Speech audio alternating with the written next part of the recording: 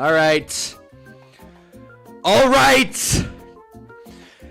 All right. I made a promise to myself, to you guys, that I would get on here and I would talk sports after every primetime game. I already bricked the afternoon slot, and as you can see, I have no desire in watching the game that I'm going to discuss. I'm going to let a couple few people filter in really quick, and if no one joins, then I'm just going to leave this up. That way people know how I feel. Spoiler alert, I'm not happy. I'm not happy. Not one bit. All right? So let me just make sure that everything's getting through. That my stream is in fact on. And I'm just going to leave this up. It is. Oh, it is. Okay. Let's see what we got. If OBS will work with me one time. If OBS can work with me one singular time. Connor, what's up, dude? I don't know if you've been joining the streams lately. I've been doing a thing where I talk about after every prime time game. I'll talk about Vikings, Falcons, one sentence. I knew it. JJ McCarthy's not all that. At least not right now. He's younger than me, and he plays like it. That's all we need to say about that game. While you're here, Connor, I'll do another thing. Eagles. No, we didn't talk about Danny Dimes yet, John. I just got on. I have to order a shirt. It's nonsense. I'm going to swear. I don't care. If YouTube hates me, whatever. I'm livid. I'm so pissed. That was bullshit. We all know it was bullshit. The Colts should not have won that game. I am not here. Oh, John, that's right. You're a Vikings fan. Not to disrespect, and I just realized that the chat is overlaying a white background, so we'll put it over the Lego Star Wars. As you can see, I have no desire to talk about the big one. The big one. I'm going to talk about Giants-Cowboys for a long time on this stream, okay? So for a second, though, let me just go here really quick. Let me just give my 2 cents on most games. And before I do, let me say this. This will not be my most detailed analysis I've ever done. To be quite frank, I didn't watch most of these games. I tried with the quad box.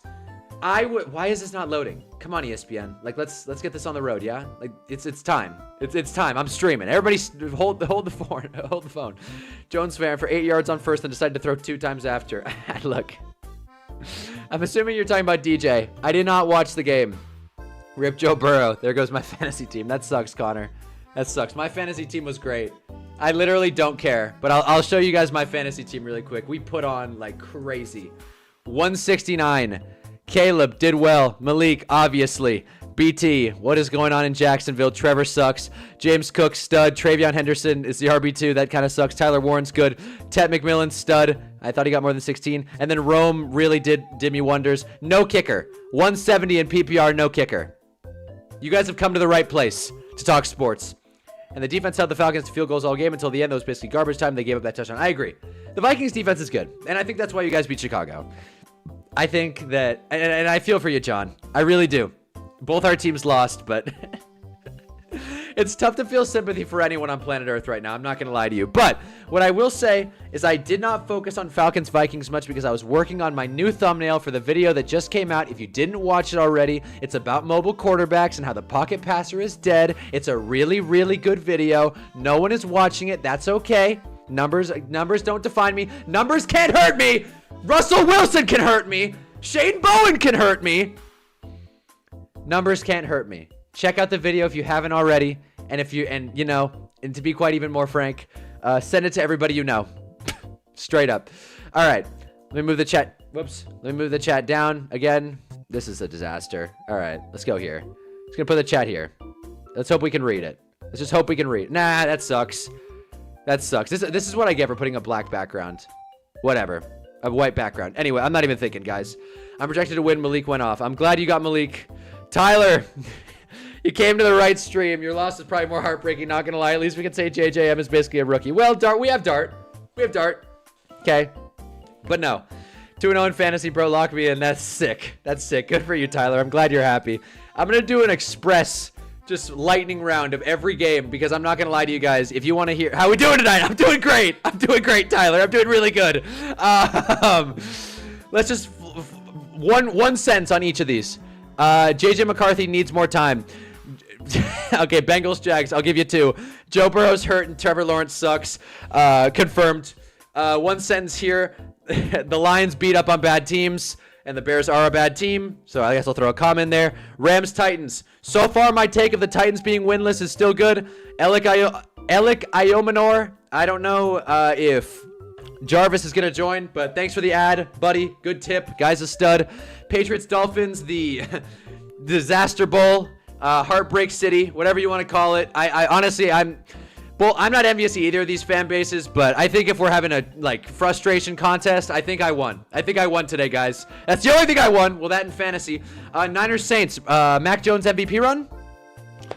Yeah, forget about the Giants game. Oh, we'll talk about it. We'll talk about it. He's on the ledge tonight. I am. Did you guys say, oh, yeah, no. Bills, Jets. Bills, just like the Lions, like beating up on bad teams, and the Jets are a bad team. Also, Jay Fields got hurt, so there it is. How you like that? Okay. What else? Seahawks, Steelers. Aaron Rodgers came back down to earth. Shocker. Seahawks have a really good defense, but the DK Metcalf touchdown was sick.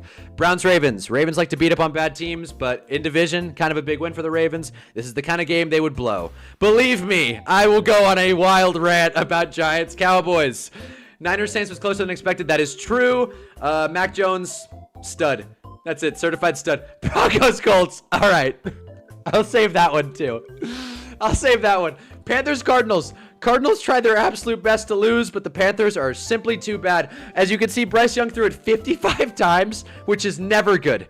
Never good. You never want to put the ball in Bryce Young's hands to throw the ball. That's what I've realized. Eagles, Chiefs. Here you go, Connor. I feel like the Eagles could have looked better. I'm lying. I didn't watch the game. My Eagles fan friend texted me, our offense looks bad, so I'm taking his word at face value. Shout out, Blake.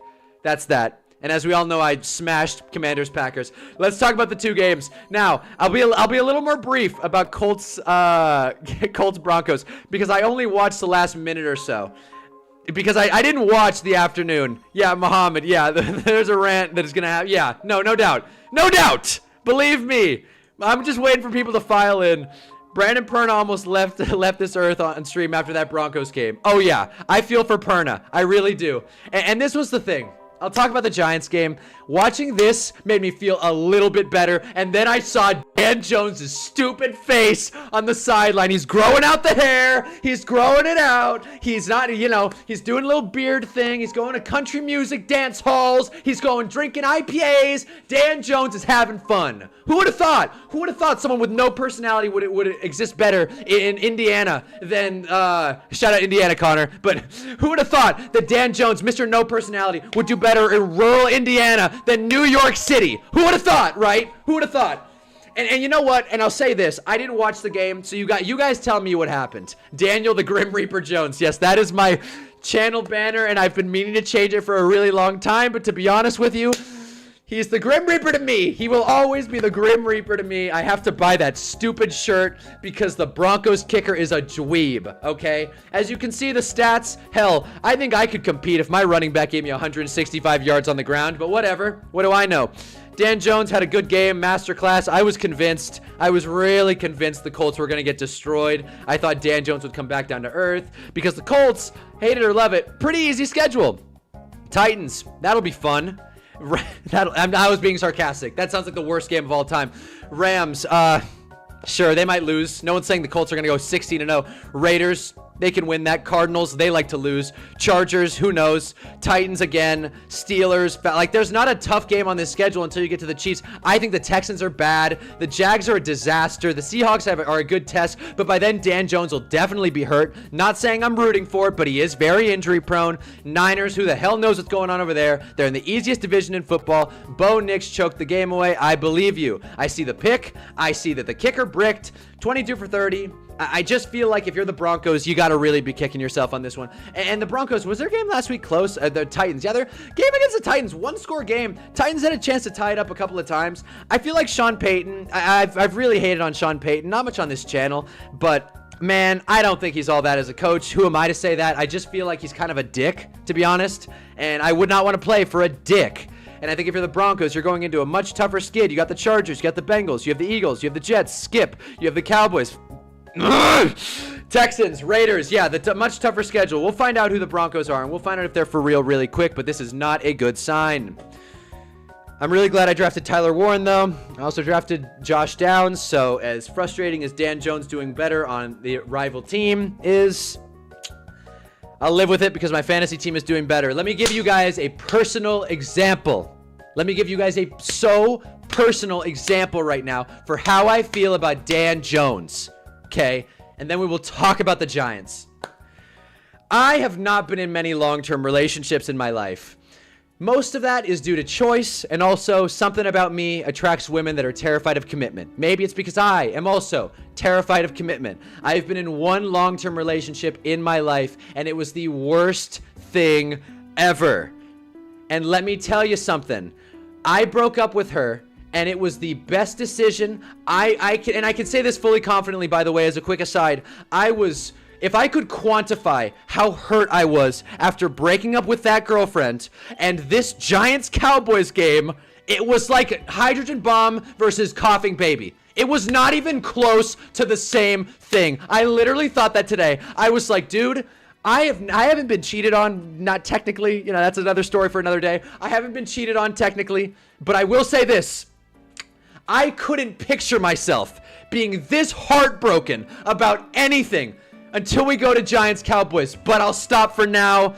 Let me finish with Colts-Broncos. This ex blocked me on everything. Everything.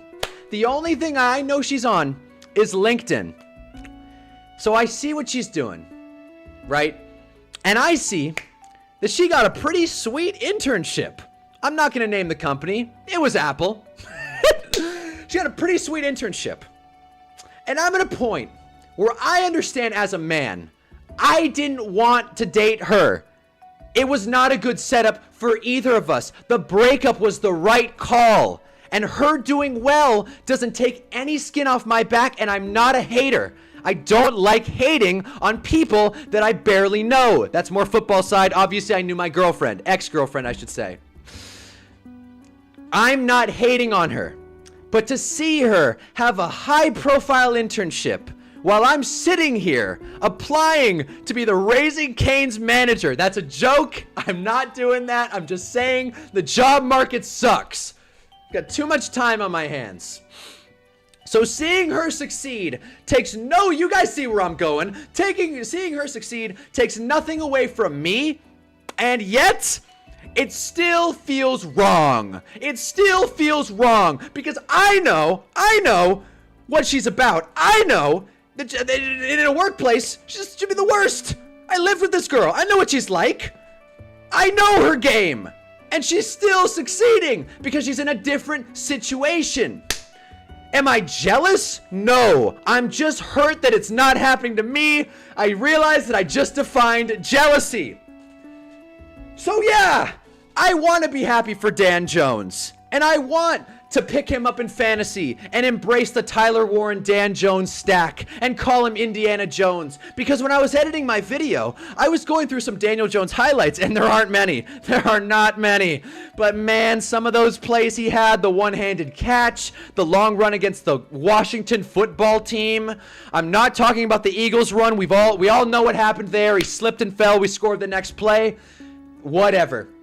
There have been a handful of good Daniel Jones moments, and it is all washed away every single time I see a tweet or an Instagram post that says the Giants were the problem.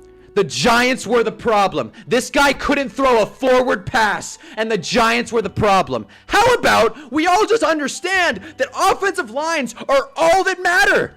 They're all that matter in the current NFL. I've alluded to my next video being about offensive lines. Spoiler alert, my next video is going to be a follow-up to my flag video that I posted last year, because after watching Giants-Cowboys, I have a lot to say about penalties. But let me say this, who had Jared Goff starting in fantasy? Hey, that's sick. That's sick, Connor. I'm happy for you. I'm happy for you. They cursed New York. Maybe. Namath cursed us both. Eli, who, by the way, you guys can't see, but that's who this is, by the way. Where is it? Come on, OBS, work with me here. As you can see, this is Eli. I felt this was pretty accurate to how I'm feeling at this point. I don't know. This felt like me. Cam Bynum he did the hip thrust. That's sick. I gotta look that up. Bo Nix might be a disaster, but you guys get what I'm saying. The point is that Dan Jones is the ex that you didn't want, but it still hurts to see her succeed. And I'm not saying that I wanted Dan Jones' career to end. I just wanted everyone else to agree with me that he's bad. Because even after winning today and last week, I still will die on this hill that Dan Jones is not a good NFL quarterback. And I know that hill's getting smaller. And after today, I'm thinking about just jumping off the hill altogether and going straight into the ocean. Giving up on the whole football opinions thing, because I think I tend to be right about most things. I had a parlay this weekend and I went 2 for 3. Can you guess what my one miss was? That's what happens when you bet with your heart.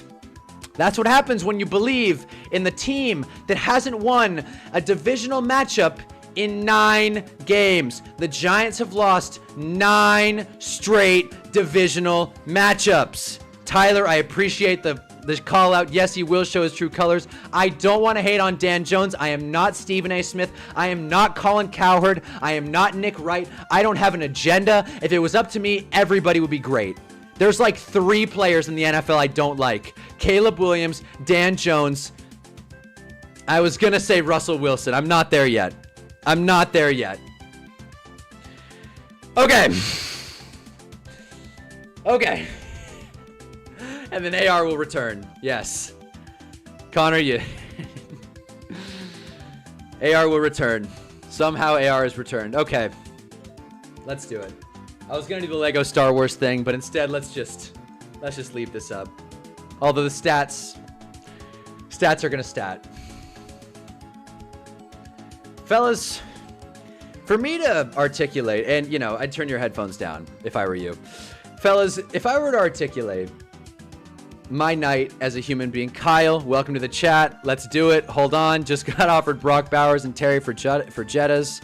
Should I wait on Jefferson and McCarthy to jail or pull the trigger? Wait, so you'd be trading for Jefferson? I mean, how many teams is it? Just clarify who gets what. You got offered Brock Bowers and... Okay, so you're trading Justin Jefferson for Bowers and Terry. How many teams is it? It's full PPR. Okay, I like answering fantasy questions, by the way. If you guys have any fantasy questions, let me know. It makes me feel smart. Unlike that time I picked a football team. I'm not going to show you guys I have Jefferson 10 team. Honestly, I'd do it. I think you can stream tight ends, especially if Fannon's available. I would nab Fannon if you could. Fannon and Joku, all those fellas. I think you could nab a tight end. Why not? And in PPR 10 team, you got to have the best players. I'd buy in. Jefferson will figure it out. He's kind of quarterback proof. Jage is just young, and the Falcons actually have a pretty good defense, in my opinion. All right. Okay. Let me give you guys some context on my life, okay? As you guys can see, I posted a video today. Check it out if you haven't already, and share it with every single person you've ever met. I'm the kind of person that likes to procrastinate. I sit there, and I wait, and I scroll on my phone, YouTube Shorts, I make dinner, I have shit to do. So I tend to edit these videos Friday and Saturday and post them on Sunday or Monday. And these videos take me a long ass time. Like, I'm talking an 11-minute video probably takes me 12 hours just to edit. Finding those backgrounds is a pain in the ass. Zach Ertz is another good pick. There are great tight ends on waivers. You want high scorers. And Bowers is already hurt. And the Raiders have a low upside offense. So yeah, I like it. I was up until 6 o'clock last night. I watched the stupid ass Canelo Crawford fight. I don't even like boxing. I watched that game and the 3 prelims ahead of it. Got home at 11:30 and said, you know what? I'm going to finish this video. And I drank a Red Bull. I had a protein shake and I edited for 7 hours straight. That doesn't make me a better person, but I want you to understand that my head hit the pillow at 6:30 in the morning. And I'm on the West Coast, so the games start at 10. And I thought about it and I said, you know what? If I sleep through Giants Cowboys, I can't do this music. I cannot do this music. Now is not the time for upbeat and chill Nintendo playlist. And I said, if I sleep through Giants Cowboys and we lose, it wouldn't be the worst thing. It wouldn't be the worst thing. But of course, my alarm goes off at 9:55, and I make the brave decision to get out of my bed and rotate to my living room. And I turn on a game that, while I picked the Giants to win, while I was confident that we would win, because the Cowboys are a perfect matchup for this holy-ass team. And I don't mean holy as in the Lord above. I mean holy as in Swiss cheese that's been sliced. That doesn't even make sense. I'm on no sleep. I'm not even coherent anymore. I turn on this game. Quad box, red zone. I had the whatever games. I don't even remember. Steelers, Seahawks, the other ones, the Mac Jones game, and then Giants, Cowboys. This was how Charles Manson was born. Was he a Giants fan? I believe it. Whew.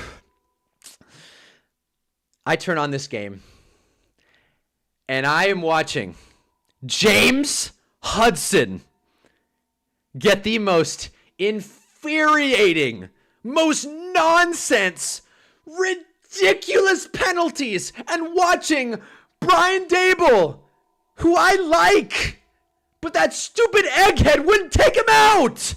Spoiler alert for you guys that don't watch Giants games like I do. James Hudson has never looked good. The only time James Hudson looked good, and I mean this, is training camp. There was a little bit of buzz. A little bit. Like one singular bumblebee's worth of buzz. And bro was mad when he got benched. Dude, there was one singular bumblebee of buzz going around this guy. The exact quote was, James Hudson is looking mean this offseason. He's not taking shit from nobody. He's looking mean. He's ready to go. Me and you crying tonight. Oh boy. Chris, believe me. Didn't the Bengals win though? Oh, but Burrow's hurt. That was a tough one, by the way. Bengals, Jags. Trevor sucks. But I see James Hudson get 4. Was it 4 or 5? I want to say it was 5. It was at least 4.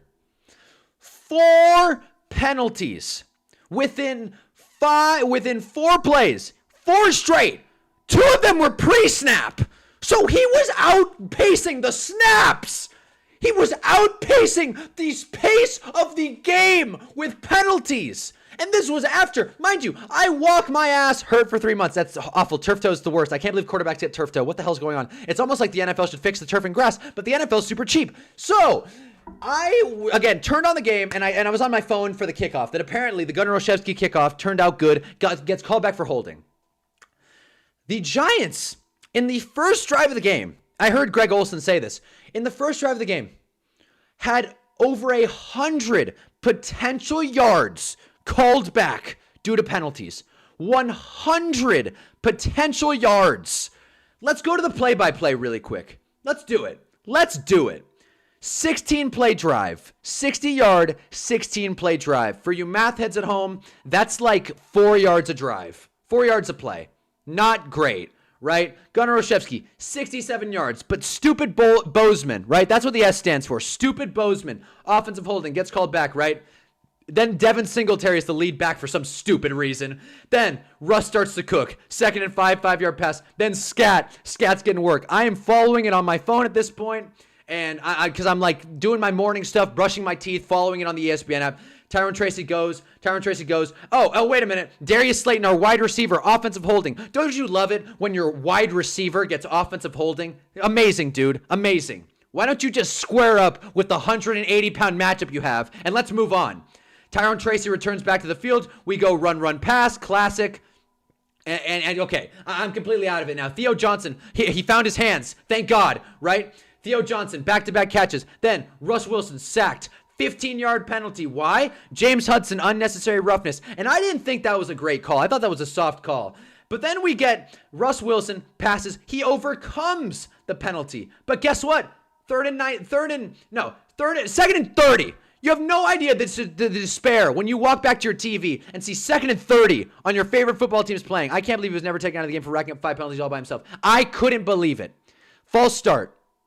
False start. Which, by the way, guys, I'm doing a flag video next.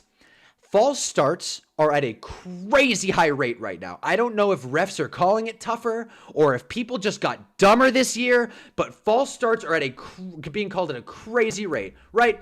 Russ Cooks throws it to Wandale for 50 yards to the Dallas 2. 50 yards on 3rd and 24. Of course, James Hudson, second unnecessary roughness of the game.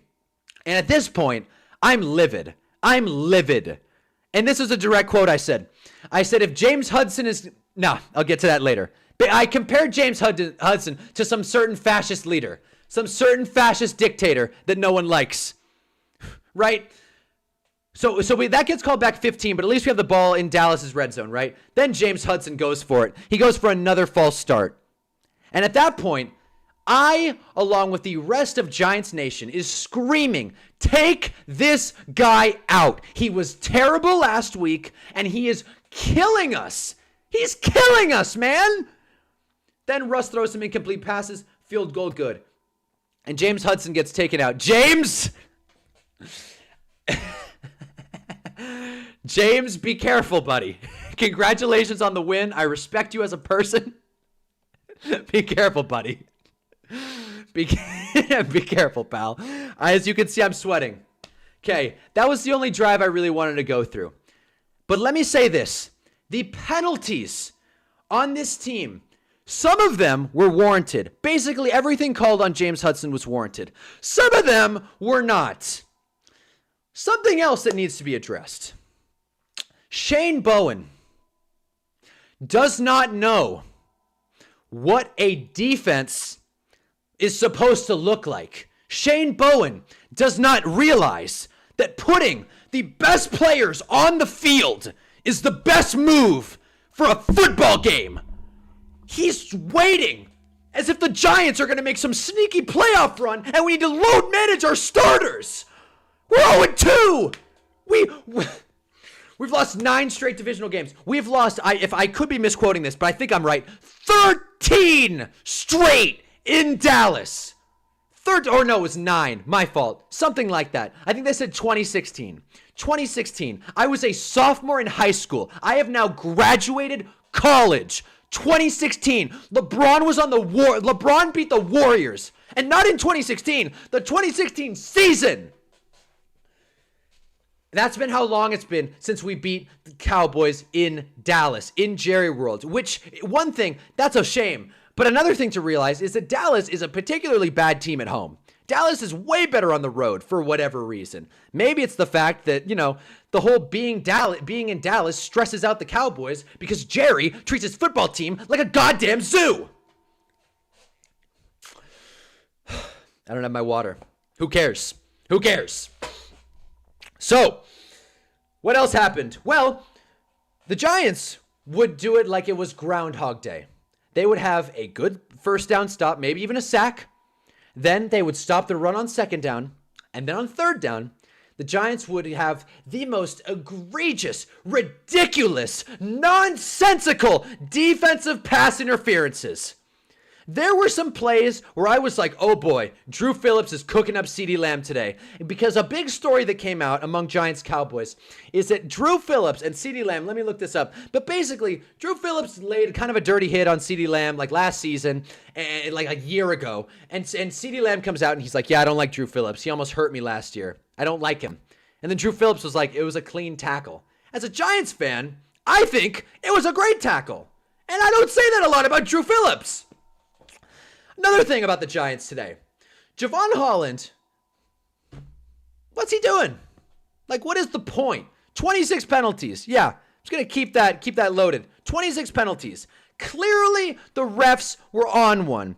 I forget which crew it was, but clearly the refs were on one. The secondary actually didn't play that bad, but you get to a point where it's like, why are we holding and getting DPIs on third down? And another thing, The Giants got at least 3, probably more, but at least 3. You know what? Let's look this up, actually. Hold on. This is a great website, by the way. I'm on it all the time because my team's terrible, in case you guys didn't know. NFL penalties, right here. Get a look at this. Weeks, week 2. Here we go. Giants, obviously the most penalties this week. 160 yards, pre-snap defensive. Yeah, but which flags were they? Oh my God, I can't even find it. Great. I'm talking up this website, and I don't even know how to navigate it. But basically, it was which crew? I think it was the Bill Vinovich crew. Okay. I don't remember how many exact roughing the passers we got. Too many.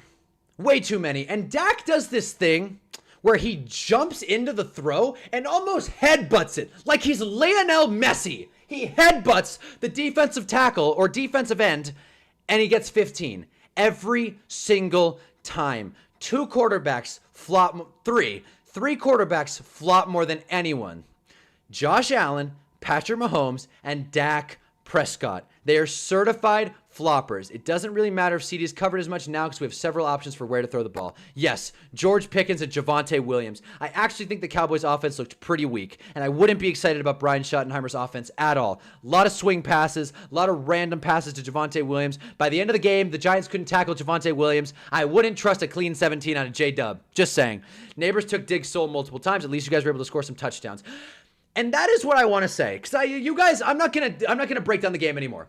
It's hurting me too much. Because the fact is, there's not much more else to rant about. Other than the penalties, Russ played a clean game in regulation. Scadaboo running like a man. It looks like he's almost taken over the backfield. He for sure had more carries than Tracy. Tracy had 5 carries. Hell, Scadaboo was getting work out of the backfield. Like 2 catches. Scad is the lead back. And Neighbors, great day. Brian Burns, he has 3 sacks on the season already. He is on a good pace. But no one wants to talk about that. And I get it. Because the story is, at the end of the day, and this is what gets me about you guys. Yes, I'll break down the Russ pick. What's up, Sam? What gets me is that everybody in here, or at least James, kind of, I don't know if you're being sarcastic or not, John, and Connor, you guys are all saying, the Giants could have won. At least you guys scored some touchdowns. At least this happened. At least you guys put up a good fight. And here's my counter to that.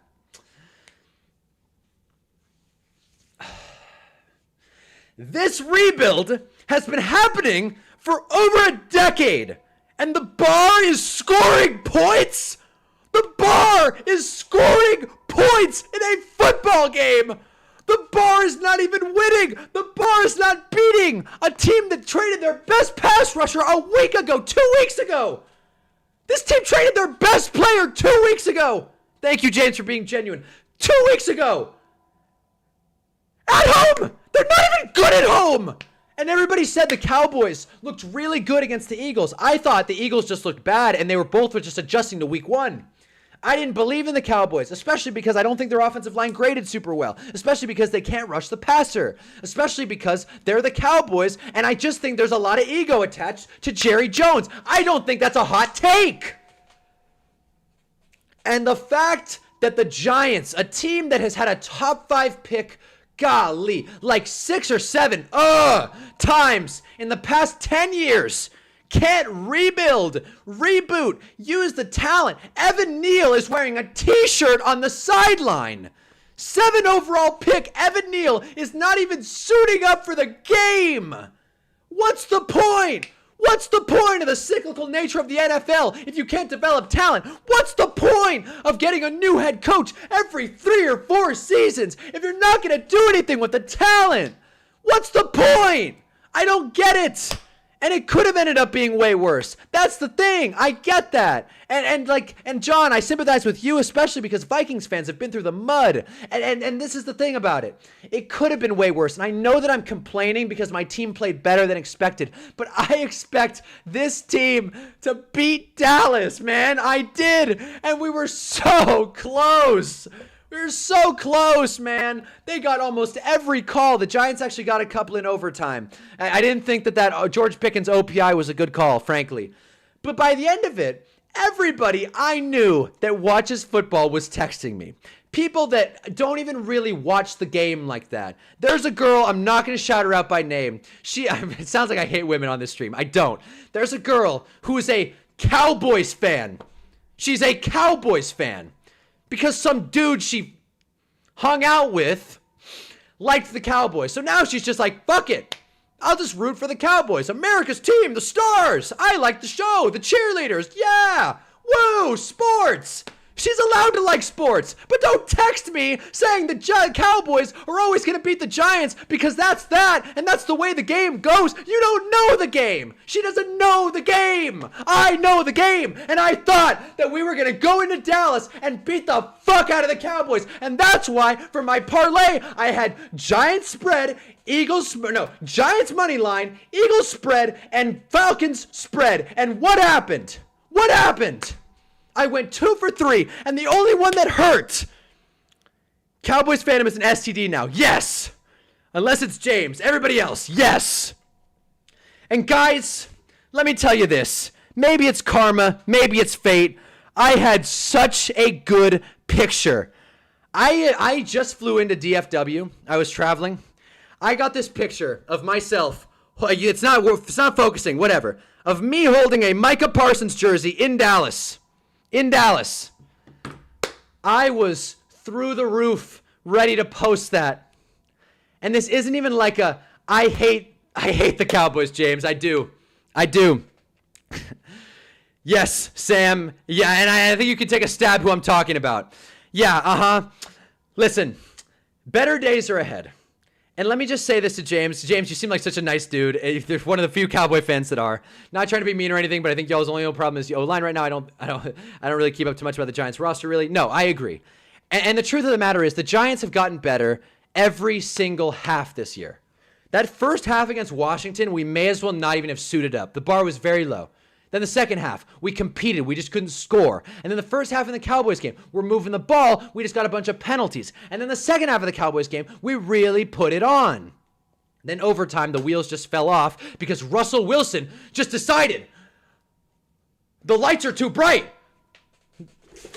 The lights are too bright, Russ. I just ripped my light off my monitor. Great. Now the stream's gonna look awful. The lights were too bright, Russ. Dude threw it backwards. And you know what? We'll do it. We'll do it. We'll do it. We'll watch it. We'll watch the thing. So help me God, Roger Goodell. Copyright me. Copyright me and I'm getting a lawyer. So help me God. I'm experiencing interruptions because I use an ad blocker. Use an ad blocker when you use YouTube. Use an ad blocker everywhere on the internet. If this can just load. All right. Where is it? Where is it? This was sick, by the way. I was freaking out. I was shaking. Because at a certain point, Shane Bowen may as well just not even, send out a defense. Shane Bowen just let Dallas do whatever they wanted to. He let him throw it underneath. But let's just watch this play really quick and just forget about how painful my life is. Touchdown. Touchdown. Let me turn this. I'm going to leave the sound off. That way I can ensure not getting copywritten. Bleacher Report also posted when you aura farm too early. God forbid Russ celebrates a 70-yard touchdown. Now I'm mad at Bleacher Report. Okay. So we win the toss. We decide to kick. I didn't hear about the new kickoff rules, right? So I thought that we just completely punted the game. O-line defense coaching. Trust me, they have a ton of problems. Chris, defense isn't a problem. Throwing it backwards on 2nd and 3. That's a problem. That's a problem. This is one of the worst things I've seen in my life. Like, genuinely. I think if I saw a baby get punched in the face, this would be worse. Like, in real time. What the hell? What the hell? And I get what happened. I get it, right? It's just a bummer because you don't see an NFL quarterback do that. You don't see an NFL quarterback pull it, especially like a 15-year veteran, and then just hucks it. And then he's telling Wandale to keep running. Like, as if that had a shot. Right? So then thank God, this dude, who I don't even know this fella's name, God bless his heart, just overpowered the Cowboys offensive lineman. 40 points ain't a problem, no doubt. Oh, look, 40 points in overtime, it's a problem.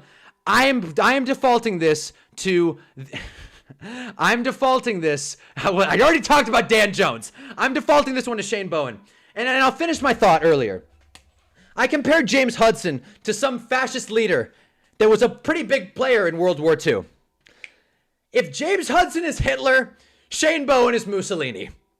They're working together, man. It's all one big game. It's all one big scheme. Exactly the Giants fan 10, aka DSP Snort. I really do think that when you're getting a bunch of flags on stupid shit, that's coaching. I think when you're playing super high coverage, let's go to that actually, because this kick was brutal. This kick was absolutely brutal. And I'm sure by this point, everybody was watching the game because they're like, what the hell? They're like, the Giants they're in the lead. And I knew, I was like, 25 seconds is too much. What coverage, man? Why are we playing 3 high safeties? 3-man deep, like in Madden. 3-man deep. And Darius Masau, our backup linebacker who doesn't even know what day it is, just gets beat. Look at Javon Holland. This is not a Holland issue. This is why is he playing at the 40-yard line with 25 seconds? They have 3 timeouts. No one is going to be able to defend that play call, especially Shane Bowen.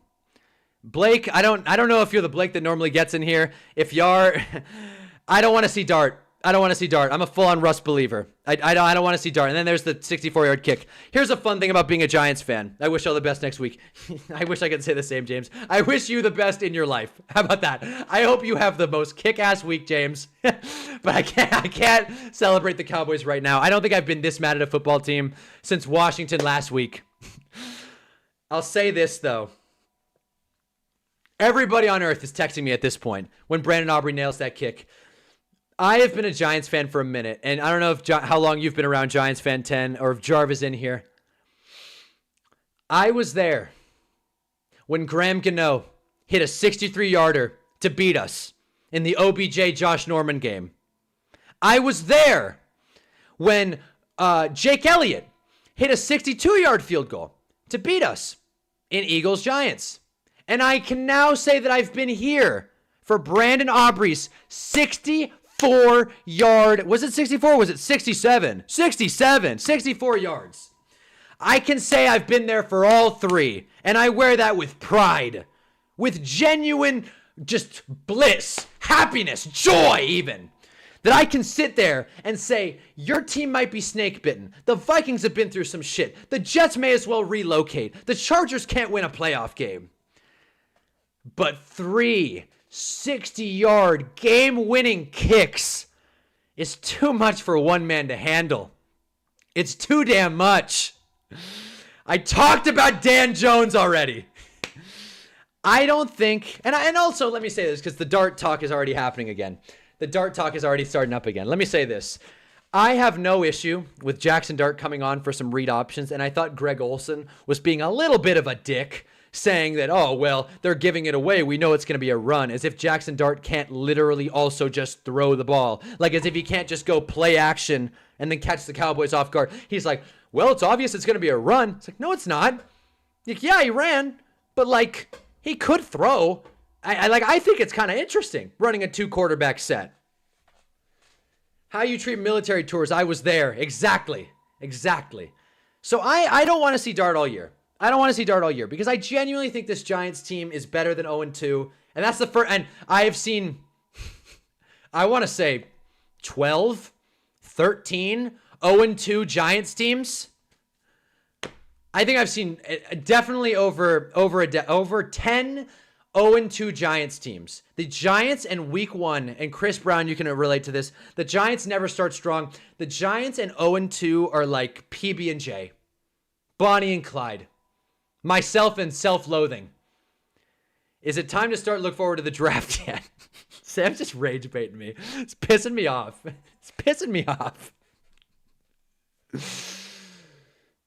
Oh, okay. Let's finish this game. Jeff, what's up? Can I buy the Bengals and Browns, merge the team together so I can have the Bengals offense and the Browns defense? You could, but Jake Browning would be your quarterback. And this team could easily be 2-0. We kept it close with Washington. But again, it just hurts that the bar, and here we go, Drew Phillips, stud. Actually, Turpin dropped that, but it still made me happy. But the fact that the bar is could have won for an NFL franchise, a historic NFL franchise, by the way. There's a Chiefs going to take it out on the Giants. Giants are going to take it out on the Chiefs. Are you kidding me? Giants are going to kill the Chiefs next week. Are you kidding me? I'm so confident in that. And I might sound like an idiot. I don't care. Giants are going to kill the Chiefs next week. Let's watch the Russ pick, though. Let's watch the Russ pick really quick, and then I can get off these highlights. Just remember the Cowboys are going to lose in the first round now and forever. And that's if they make the first round. I really appreciate you trying to make me feel better, James. You can enjoy the win. You can really enjoy the win. I think you being nice to me is kind of hurting more, to be honest. I hate the it could be worse, but I kind of have to with this last decade outside of 2 fluke years. I know, and that's the bummer of it. Willing to bet? I already did. I already bet on the Giants to win this week. I'll do it again. Giants to trade Neighbors for Trey Lance. Yes. All right, so it's Blake C. I didn't know it was you, Blake. I wasn't sure. Now I know that we're pitching Charger. We're pitching Charger trades. Yeah. I don't know why you guys are playing present defense. That's what I mean. Prevent defense. What's the point? We do need Jameis. Are you kidding me? If there's one thing this team needs, it's a chuckle. If there's one thing this team needs, it's a laugh. And not a laugh at ourselves or a laugh at how impossible the schedule is. A laugh. Jameis is a crucial, fundamental part. Where in the world where the Colts are 2-0 and the Chiefs are 0-2, and so are the Giants, and no one's surprised at all. Guys, when I tell you that I had a rough day being on 3 hours of sleep, I chose to go on a hunger strike. I said I won't eat a morsel of food until the Giants win this game. I was doing affirmations. I was doing everything. I was really trying to buy in. And when the Giants lost, I put my phone on Do Not Disturb, and I went and got some food, this Greek place by my apartment. I go get Greek food, pick up, Uber Eats, buy one, get one free. I sit there, hey, order for Hunter, not in the mood, wearing my dumb bear pajamas. Like this. I went in my Mushu t-shirt and my bear pajamas in public. I had a Snickers. I had 2 Greek gyros. And you know what? They were ice cold. They were ice cold. I'm sitting there like an idiot in pajamas. And I'm sitting there and they're like, hey, it'll be ready in 5. Tell me why when I get it, it's ice cold. Why am I waiting for something if it's going to be cold? I'm like, is the world just laughing at me right now? Is that what this is? It's bad enough everybody in my contacts is coming out of the woodwork to text me, oh, Hunter, man, because it's one of 2 camps. The Giants suck, ha, ha, ha, or, oh, man, that was a tough win. And both of them hurt equally. I'm not a charity case. I'm just a fan of a football team. But God damn it, I might start a GoFundMe. I might start a GoFundMe for the depression food after the Giants lose games like this. Did the Giants play that good or are the Cowboys that bad? I think it's a little bit of both. That's what stresses me out. I think the Giants played good, but I don't think the Cowboys were all that. I think this is 2 teams that are going to be shooting for 6, 7, or 8 wins this season. I don't think either team is super strong. It was a clash of the Titans, and the Cowboys won because Shane Bowen is a goddamn idiot. I don't think I've sat through some doozies. In fact, I'll get a little more personal with you guys. This isn't as personal as my girlfriend's story from earlier. I have a My Eyes Only folder of videos I take when the Giants really blow it. That way I'm saving it. That way when the Giants win the Super Bowl, it can all be worth it. If I go to the grave without the Giants winning the Super Bowl, it's going to be the most depressing collection of videos on planet Earth. And I have 3 videos, including today. The one today is not even close. It's not even close. The most painful loss. I watched the Giants lose to the Washington football team on a missed kick that was then called back on a false offsides. Then they got to re-kick it. Same thing that happened to the Broncos today. So I'm very familiar with what Perna and Broncos Nation is going through. Let's ride.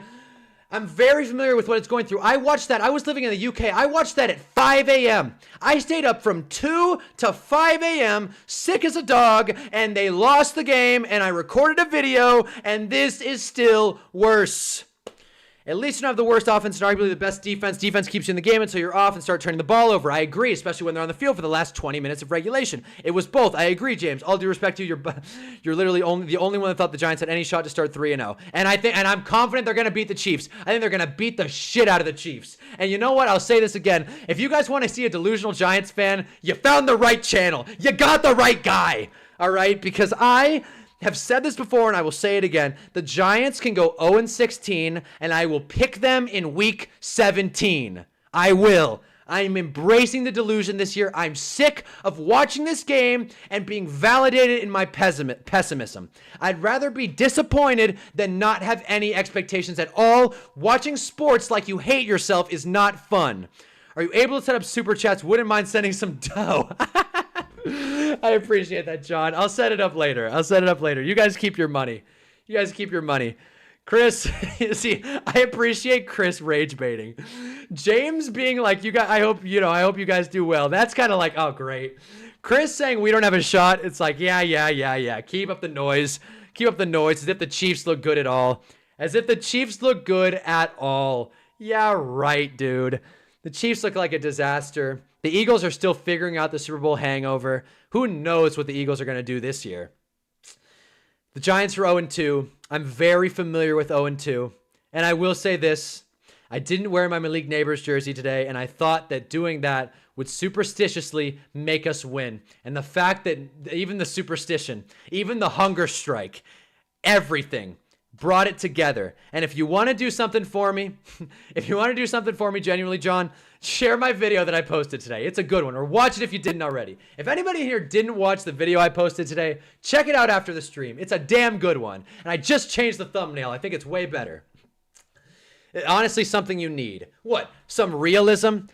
Listen, I've watched the Giants lose at least 200 games in my life. At least. I don't need realism. The Green Bay Packers is the best team this year. I agree, Jeff. I agree. I fully agree. Packers look good. Packers look really good, and I can't wait for week 4. I can't wait for the Packers to get their revenge. And you know what? Let me say this. I'll double down on this. I cannot wait for when is it? Is it week 17? Week 17. Why not? Let's get our get back. This is the team that goes 3-0. I'm glad Brian's hoping we beat the Chiefs. You're going 1-8. I disagree. I think we're going 14-2. Sorry, 15-2. I think we're going 15-2. I will pick the Giants every single week. I can talk myself into all these games. The Chiefs are super hurt and don't look that great. I'll never believe in the Chargers. The Saints suck. The Eagles are coming off the Super Bowl hangover. Bo Nix knows how to blow games. He just lost to Dan Jones. Again, why not sweep the Eagles? We'll be at home for that one. Niners, maybe Purdy won't be back. Maybe he will have gotten hurt again. Who the hell knows? We all know how I feel about Caleb Williams. Maybe the Packers will rest their starters. The Lions aren't good against good defenses. The Patriots suck. The Commanders, I think we can beat the Commanders. We competed with them last week. The Vikings have a rookie quarterback. The Raiders are garbage. And I want our get back against Dallas. You see, I can talk myself into every single game. Words can't hurt me. You don't understand who you're dealing with here. You're watching a broken man. You're watching a broken man delusionally watch sports in front of, a handful of people. I appreciate you guys getting involved in the chat. Like I said, watch my video today if you didn't already. But, hey, I'm sorry but not sorry. I wore my CD jersey today. I think that's what we won. I appreciate it, James. And I appreciate you watching and commenting, John. I was driving home from PA today. I had the Giants home on the radio. Most entertaining game I've ever listened to. And that's the thing. For all you non-Giants fans, I hope you enjoyed that game. Jake Browning is the next Nick Foles. Well, he did beat Trevor, and that's not saying much, but he did beat Trevor. I watched my team 1-33 in 2 years, so I understand your pain, Jeff. And that's the thing. And let me say this. Let me just come down from the rage that I've been on. As you can see, I'm wearing red, and I think it's the perfect color. Red's been a big theme of this stream, if you can't tell. Red shirt, red face, red mustache. Eli Manning's dripping in blood in this picture. This is exactly how I felt. And man, I was saying some bad stuff about the Cowboys. I'm really happy I didn't get on stream right after. Guys, if I got on stream right after, I would have said some really messed up stuff. I was thinking some things about the Cowboys. I'm not going to say exactly what it was, but it rhymed with Shane Smash. I'll say that much. Move a couple letters around, figure it out. And the only reason I'm thinking Shane is because Shane Bowen. If Shane Bowen and James Hudson could get their key cards deactivated, like that Jamal Adams video, it's like, oh man, guess I don't work here anymore. That would be the greatest possible headline I could see tomorrow. The greatest possible thing. Literally. I could hit 1 million subscribers tomorrow, and I'd rather see Shane Bowen get canned. How long do you think until Dart starts? How many weeks are you giving Russell Wilson? 17. Giving Russ 17 weeks. I think he's actually pretty solid. He looked bad last week, and he looked awful in overtime. But at the end of the day, like I've said many times, Dan Jones does something to a man. And I know everybody's thinking Daniel Jones is super good. Dan Jones, Indiana Jones. He's super fun. He's at the Rock and Roll Hall of Fame. I don't care. I don't care. The Colts should have won. The Broncos should have won that game. He got 160 yards out of Jonathan Taylor. I don't care. Jake Browning built to ass former team part 2. I don't even know what former team he was on. He's been on like 12, I feel like. Hudson was like, what did the 5 fingers say to the face? God damn it. I just don't know what's going on this year. Mac Jones just lit it up, had 3 touchdown passes. Indiana Jones looks that good. And to be honest with you, I didn't watch Colts Broncos because I was so torn up, guys. Like I said, I got my food. I was on 3 hours of sleep. I planned on taking a nap. I literally didn't watch the afternoon slate. I watched Modern Family. Great show, by the way, if you haven't seen it. I watched Modern Family. I was like, I don't want to see a single sport thing right now. I don't want to stream. I don't want to check if my video did well. It didn't, but anything could happen on YouTube, given it time. But I don't want to see anything at all. I'm turning off fantasy. And as I showed you guys, I had a pretty solid week. T-Mac and cheese. Nah, dude. But I'll tell you this. After I cooled down a little, did realize that we played a clean game and all that jazz, there were some things that I thought that I wanted to share with you guys. This is just a chaos year, college and pro. I completely agree, and Arch Manning sucks. Mac Jones literally had the perfect setup for a random QB to have a random game. I also agree. Dan Jones will be having a 3-interception game within the next month. That is a real Giants fan. That's a real Giants fan for you. Damn straight. But I'll say this. I was sitting there, and I was like, you know what? We lost. It hurt. Everybody saw. At least I'm not a Jaguars fan. Right? Like, at least I didn't tank for a generational quarterback. At least I didn't watch my team tank for a generational quarterback prospect. Watch him be terrible. Get outgunned by Jake Browning. Can we always have a moment and laugh at the Jacksonville Jaguars for losing this game and Trevor Lawrence being like one of the worst quarterbacks in the NFL? And I'm not saying that hyperbolically. I genuinely think Trevor Lawrence, like, I wouldn't feel comfortable starting him at this point in his career. I wouldn't. 24 for 42 against the Bengals defense that maybe their secondary is sneaky good. I'll give that to you, Chris. But, like, come on. We're not dealing with the 85 Bears here. We're not dealing with the 2007 Giants, all right? The team that went 9-7. Also started 0-2, by the way. So maybe the Giants will go on a Super Bowl run. Who the hell knows? And the Cowboys are being carried by special teams. And I didn't get to say this. I didn't get to say this fully. I said this last week. Let me pound this home. If you guys watch the Giants, watch our punter. Watch Jamie Gillan, the Scottish Hammer. Watch Jamie Gillan. He is probably the worst punter I've seen in my life. Again, not trying to be hyperbolic, but it's a very easy argument. The Scottish Hammer looked like the Irish screwdriver today. And I'm talking Irish mid-potato famine. All that. Trevor Lawrence is not very good, and I'm really glad the Bengals brought back Trey Hendrickson. Boy, did they need him. Couldn't get much going on the ground. T. Higgins didn't really get going. But the Bengals fought, damn it. The Bengals fought. And more importantly, they took advantage of a weak Trevor Lawrence. And if they didn't lose to the Bryce Young Panthers, who also, good God almighty, the Panthers are a disaster. And that's another team, by the way, where I'm looking at the scoreboard and I'm like, you know what? At least I'm not a Panthers fan. And the Panthers did come back low-key. They got that onside kick. But I think that was just bad Cardinals taking their foot off the gas. Jonathan Gannon has no idea how to discipline a team. That's why the New York Giants, week 2 a couple seasons ago, came back down 21-0 at half. Yeah, Cardinals really like losing at home and in general. I'm not buying the Cardinals. I'm not. And I'll respond to the Joe Shane thing in a second. But let me just finish this really quick. I felt better after thinking this about these teams. And this is going to make me sound like a real piece of garbage human being, but I don't care. At least I'm not a Jags fan, right? At least my quarterback's not out for 3 months and, you know, we barely beat the Jags. At least my quarterback's not an asshole, right? At least my quarterback, well, I was going to say can win in the playoffs, but, you know, that's not true. Titans, Rams, whatever, that game happened. At least I'm not a part of this game. At least dude, oh my God. Tua played better, obviously. This was a weird one. It felt like both teams were going to blow it. It was like, who's going to like mess up? And then Devon Achane almost scored, or I don't know if it got called back for a flag or he stepped out of bounds because I was watching the Giants game, but that game fell apart quick. At least I'm not a Saints fan. At least my quarterback's, well, I'm kind of jealous of Mac Jones. At least I'm not a Jets fan because God knows they've had it rough. At least I don't have to watch Aaron Rodgers for the next 15 games. Steelers are already over. Who would have thought?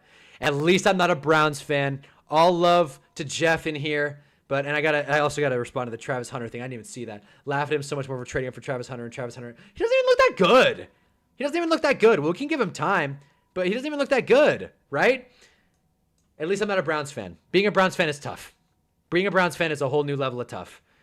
Watson's on the payroll for a really long time. So is Trevor, by the way. Disaster. At least I'm not a Broncos fan. And I say that loosely because it would be much better than being a Giants fan. But the Broncos losing in the way they did at least made me feel like, okay, it's not just me that's cursed today. Something is in the air. Someone did something. I don't know. Someone cursed the teams that, have had Russell Wilson. Except the Seahawks, apparently. But the Steelers, someone had to win this one. The Steelers. Oh, and I'll talk about the Steelers. This is why, another reason why I wasn't jealous of being a Steelers fan. The Caleb Johnson fumble, and that's the only other teams I wasn't envious of. But let me say this. Let me respond to what you guys are saying. I've been ignoring the chat, and that's really pissing me off. Okay. Punters are way more important than they get credit for. Completely agree, especially in the modern NFL if kickers are going to hit 60-yard kicks. Field position battle wins and loses games. Drafting Blake Bortles and Trevor Lawrence with the top 3 picks in a 10-year span should get you designated for relocation. I completely agree. I don't even know why they're still in Jacksonville. I feel like they're going to rebuild the stadium. I don't know why. I don't know what the point is. We don't need 3 Florida teams. The Jags are the losingest team in the past 13 years. Who's their biggest comp? The Giants! But yeah, I agree. T. Higgins sent those 2 DBs to the shadow realm on that touchdown. I think, that was a sick play. And I was playing T. Higgins in fantasy, so I was like, don't even look up the score for my team. Yeah, no, that wasn't a fun one. I'll move it. But Dan Jones. The second the pressure was actually back on the Panthers, offense became useless again. Exactly, Steven. That is a perfect way to put it. When it becomes real, when there's any kind of pressure on Bryce Young, he folds like a panini. I kind of like how you feel about a football team. For my high school team is currently 0-3. That's tough, James. That's tough. My high school team had General Booty on it. And spoiler, he wasn't better in high school. Fucking sucked. At least you're not a Bears fan. Exactly. At least my quarterback's not a dick who we tanked for. And at least my team didn't trade a 2nd-round pick for Chase Claypool. My team traded a 2nd-round pick for Brian Burns. And that's why I don't think Joe Shane should get fired, by the way. Joe Shane malpractice, I think that's a stretch. I really do. I think he put a good team on the field, and Shane Bowen said, to hell with it. To hell with it. I can't figure out how to put 4 defensive linemen on the field. So let's send out DJ Davidson. That fat bastard. That's rude. That's rude. There's nothing wrong with DJ Davidson. He's a fine role player. That was harsh. I apologize to DJ Davidson. He's not Dexter Lawrence, though. He's not Dexter Lawrence. How do we get a punt return followed up by a kick return back-to-back? That was crazy. My defense is good, but my offense can't do anything. Agreed. I take BTJ over Hunter every day. I agree. I wish Trevor Lawrence agreed with you. Could be a Colts fan with Dan Dimes 2-0. As you can see, I'm sniffing because somehow my sickness has returned. No way he's alive. Yeah, it was a tough battle. Someone called me. They wouldn't stop calling me. All I said was, I'm not killing myself, and I hung up the phone. That's all I said. Ready for the J.J. McCarthy 6-year, $350 million deal after he's a Pro Bowl all on a 10-win Vikings team in his contract year. I really like that take. I think that's good. Late years Jerry Reese and Gettleman is what I think of for malpractice. Exactly, Giants fan. Exactly. And I am going to buy the jersey. I'll do it on stream. I'll buy the jersey. Let me just get up the tab really quick. Actually, hold on. I have it saved on my phone, so I'll pull it up on my phone. But let me say this. Let's pull up the Caleb Johnson play. For a second, for just one moment, let's just laugh at the Steelers, because this Caleb Johnson play was so funny. This also made me feel a little bit better, just about, the Giants. This was so hilarious. Let me pull this up while this loads. Again. Okay, wait, hold on. Let's get the commentary going for this guy, huh? Well, let's do it. Okay. My mic literally turned off. How people were calling me in 21. Seriously. Bengals. It's like, I'm not killing myself today. Not today. Costly enough to lose them the game. Oh my God. So that's Caleb Johnson. I thought this was the clip. Okay. Oh my God. Is this film? Oh my God, dude. Really? Really? Really behind the play? I get it. Commentate. That's your job. This was dumb. Yeah, no doubt. Jackson Kruger. What the hell? What is going on? My alarm? Oh yeah, I set an alarm. That way in case I didn't wake up, I could come back on stream. Look at this. Get a look at this. He misses the ball. Look at this. Come on, man. I know the NFL didn't post it. Look at this. He just straight whiffs on the ball and he lets it go. He lets it go. He lets it go. Have you ever seen anything like that? In the history of the game, have you ever seen anything like that? I sure as shit haven't. This is kind of like the what? That's the kind of thing that like your partner asks you. They'll be like, I say partners if there's any women in here. That's the thing your girlfriend, or you know, if you're gay, that's cool too. Your partner asks you and it's like, it's like, what happens if he doesn't catch the kickoff and the other team falls on it in the end zone? And you're just kind of like, well, I mean, it would be a touchdown, but that would never happen. That's the kind of thing that would be. It's like, it would be a touchdown, but that would never happen. Especially in a situation like this. I cannot believe this happened. It's the kind of thing you see it on Red Zone in the corner of the quad box, and you're just like, what the hell? What the hell? Like, what the hell? All right. You guys get it. What the hell? All right.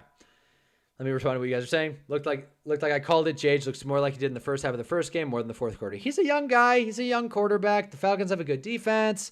I think we have figured out that Monday Night Football last week was bad Bears more so than it was good Vikings. Call it. Considering that the Bears had a pick 6 and still lost with a number 1 overall pick and a really talented offense as a whole, not great. He's made good free agency moves, used late round picks well. I agree. I will defend Joe Schoen as tough as it can be sometimes. Joe Schoen makes it difficult sometimes. He really does. Because of Hard Knocks, because of taking Evan Neal. Kayvon Thibodeau hasn't been all he's sought out to be. In fact, the whole 2023 class has kind of been a disaster. But there's nothing Joe Schoen does that I wouldn't do. Dave Gettleman did things where I'm like, he thinks he's smarter than me, and he's not. An NFL GM should be smarter than me, for the record. An NFL GM should know more than I know. Eric DeCosta knows more than I know about football, and that's why the Ravens always win. Dave Gettleman took Dan Jones 6th overall, and he became one big joke. Everyone hated him. He broke his neck. He played behind an awful offensive line. He won a playoff game, but everybody seems to forget about that. And now he's putting on in Indy because the pressure is completely off of him. No one expects Dan Jones to be good. Wait until the pressure kicks. Wait until the pressure kicks. A lot of people were Caleb Johnson believers. That's some Browns football right there. What they were doing. They've been watching us. Exactly. What a weird day of football. What a weird day. So you would pay Danny Dimes and let Saquon walk? No, I wouldn't. I wouldn't. But, however, the timing was so brutal. The timing was so brutal, man. The timing was like, you got to pay Dan Jones after winning a playoff game. How many quarterbacks in the NFL have won a playoff game? I know for a fact there are 3 Chargers fans in here. And you can't say it about Herbert. He has more playoff wins than Justin Herbert. Game picks for Monday. Why not? Who's playing? Bucks, Chargers. Simple. Simple. Both road dogs. Texans O-line's garbage, and I'm not a believer in the Raiders. Done. Simple. Easy. But don't care what the spread is. Don't care. Dan Jones looks great, whatever. What I was saying was you had to pay Daniel Jones after winning a playoff game. And the contract was a 2-year deal, and we played it out. We played out the 2-year deal. Did anybody think that the Giants should have kept Daniel Jones last year? No. So then what are we sobbing about? I wish we kept Saquon, but Saquon on the Giants wasn't going to work, at least with Dan Jones back there, at least with this offensive line. If you put Saquon on this Giants team, it would be electric. But that's not the reality of the situation. And honestly, the more time that goes on, the less it hurts to see Saquon succeed. It's nice. Because as I edit these videos that I make, I'm not gonna pull up a video. Who cares? As I edit these videos, I can't help but go through old plays and like watch stuff. Saquon's just fun. Saquon was good. He was fun. Yes, the Giants should have kept Jones. Now that's a good take. That's a good take.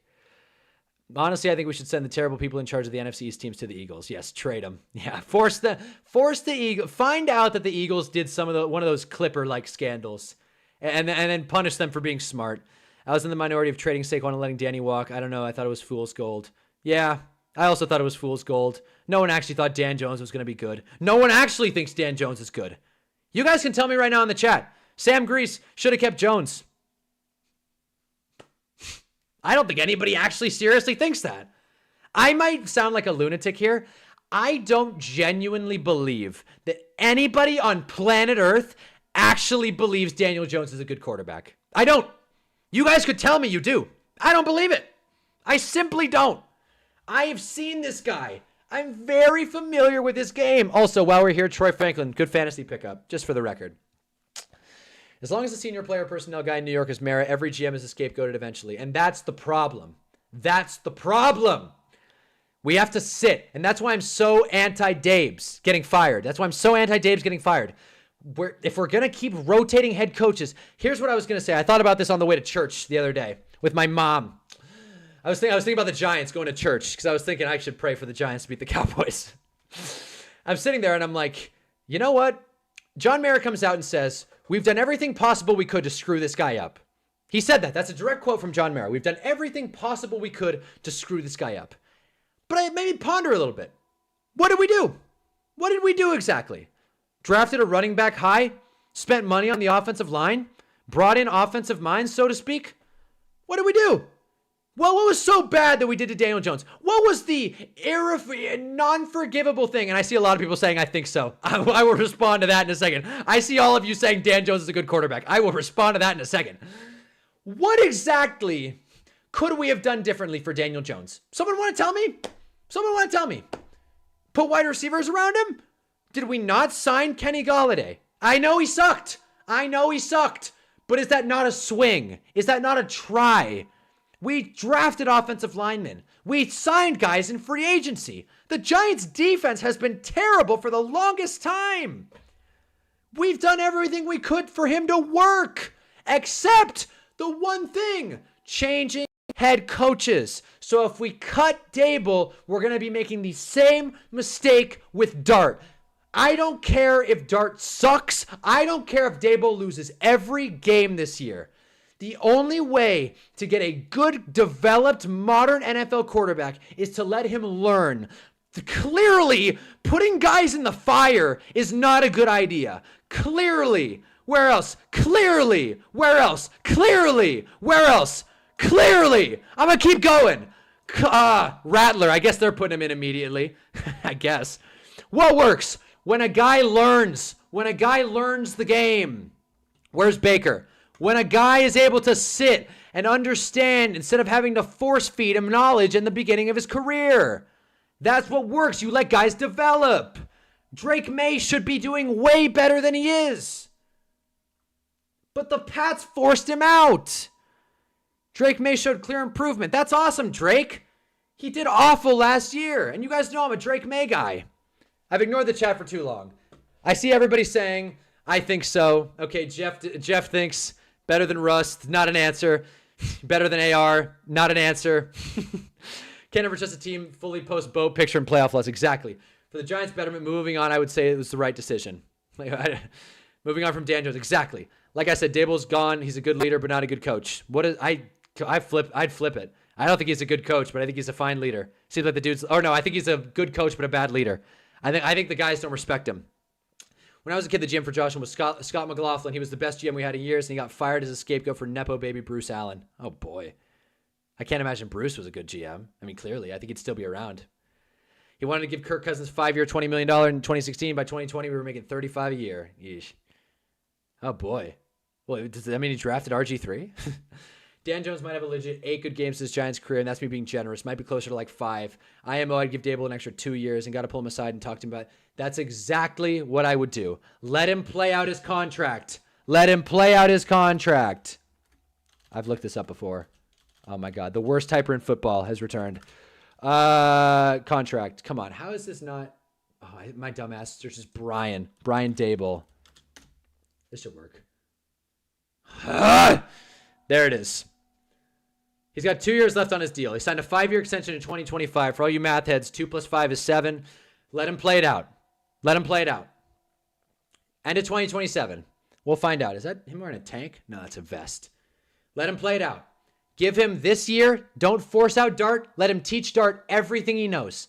And then next year, you give Dart a full 17. And if he sucks, then you move off everyone. You burn it all down. You get rid of Shane. You get rid of Dabes. You get rid of Dart. And you can look yourself in the mirror. And by you, I mean John Mara, who I'm certain watches these videos. If you do that, you can at least look yourself in the mirror and say, we gave it a fair shot and we are not acting like bad organizations. Because cutting a coach every year, I'm sure Jeffrey can attest to this, cutting a bad coach every couple of years is what losing teams do. Granted, Kevin Stefanski's been around for a while. Cutting coaches consistently never, ever works. There's a reason the Steelers are always good. Consistency. Football's a chemistry sport. And we gave Daniel Jones a consistent and fair shake. And the fact that people are blaming the Giants, it was the Giants all along. Yeah, right. Yeah, right. As if. I cannot wait for it to be like October or November and Dan Jones to just completely fall off a cliff and me to be 100% right. I will be laughing to the bank. And then I'll be able to take off that stupid shirt that I still got to buy. Apparently, I'm not logged in on Etsy, so I guess I may as well just pull it. So we'll do that now. We'll do that now. Colts custom jersey. Colts custom shirt. I should clarify, men. Yeah. All right. What do we think? How about this one, eh? This is the one I was looking at. Nice and cheap. Nice and cheap. Where'd it go? Oh, I clicked on the account. Whoops. This is the one I was looking at. Get a look at this. I'm thinking... Reads the back. No need for a license. I'm sure it's the least comfortable shirt ever. It's unisex. I checked. All right. You get the unisex large, maybe unisex XL, right? Color. A lot of colors. Let's go white. Nice and simple. Personalization. Number 18. Dan Jones. Just like that. I will not have it say Indiana Jones. If you guys can't tell, that is my least favorite joke on earth right now. Least favorite one. I don't think it's funny. The Giants are a losing team, but not a losing organization. That's the difference. God, you guys said a lot. My Browns get destroyed for not starting Sanders. Seriously. Like, come on. You're not going to start Shador? What's even the point? I would love to see Shador get out there. John Maris watching you sweat. I agree. I'm old enough to remember when the Coughlin and Eli were on the hot seat and we won a damn Super Bowl. Exactly. That team also started 0-2. Team also had an uphill battle. Tough schedule, but a wide open division. He's 17. That would have been funny if I got the wrong number. 17. He would have been, apparently he would have been the second best 18 in Colts history. Apparently. That's the way everyone's talking about him. Like, Dan Jones, really great. Yeah, but after the 2023 playoff run, we had everybody else in the front office got fired, and that's why the offense looks so bad. Yeah. I feel like that was more on Snyder, though, to be honest. Oh, wait, no, Jeffrey's a Browns fan. I'm mixing it up. But yeah, no, but back to just really quick. Who was saying it? Steven. Yeah, Steven. I think a big part of why the Commanders were just, or Redskins, whatever, were such a like disaster just was all Dan Snyder. I think that's Dan Snyder. Like, that's why I'm like, I think the Jets, the Bengals to a degree, and the Commanders for a really long time, then Redskins, were doomed by their bad owners. And those were the only teams where I was like, if you're going to hop off the bandwagon, you should, because waiting for an owner to die is not a fun place to be. James knows what I'm talking about. Dan Jones just isn't amazing under pressure, so all his weaknesses become obvious when he plays behind a bad line. Really, he's just a below-average starting-level guy. Exactly. Dan Jones is like Bryce Young. I love... Who said it? Like, whoever said it, I want to pin the comment. The Bryce Young thing was so spot on. I couldn't have put it any better. Bryce Young is great when there's no pressure. I'll find the comment and I'm gonna pin it. But Bryce Young is good when there's no pressure. I think it's the same thing with Dan Jones. Damn, you guys have said a lot. I appreciate it, but I'm not gonna find it. But I appreciate it. Is Dan Jones the next Manning or just the next Unitas? See, that's funny. That's funny. It's possible that 5 weeks DJ spent in Minnesota and Kevin O'Connell changed his career like he did with Darnold. I'm not going to yell. I've yelled enough tonight. My neighbors are already pissed at me. My neighbors, for the record, I'm going to get my neighbors a Starbucks gift card, and I'm going to handwrite them a card and give it to them tomorrow and say, I apologize for all the noise yesterday. I'm a Giants fan. I hope you can understand. And I'm going to put it on their door. The stuff I was saying during the Giants-Cowboys game will not be repeated, but it was a lot of yelling. It was a lot of swear words. There weren't any, like, nothing too crazy. I didn't like throw out slurs or anything. Like, I'm not like that. Like, I'm not a hateful sports fan. I just get really passionate and hot watching my Giants lose to a team I know they should beat. But James is right. It isn't fun, which is why you become a delusional fan. Maybe. Bryce Young only has offensive weapons. It's a rookie receiver, so I kind of feel bad for him in a way. Yeah, but is the Panthers O-line good? I have no idea. I literally have no idea. Panthers O-line. I'm just curious.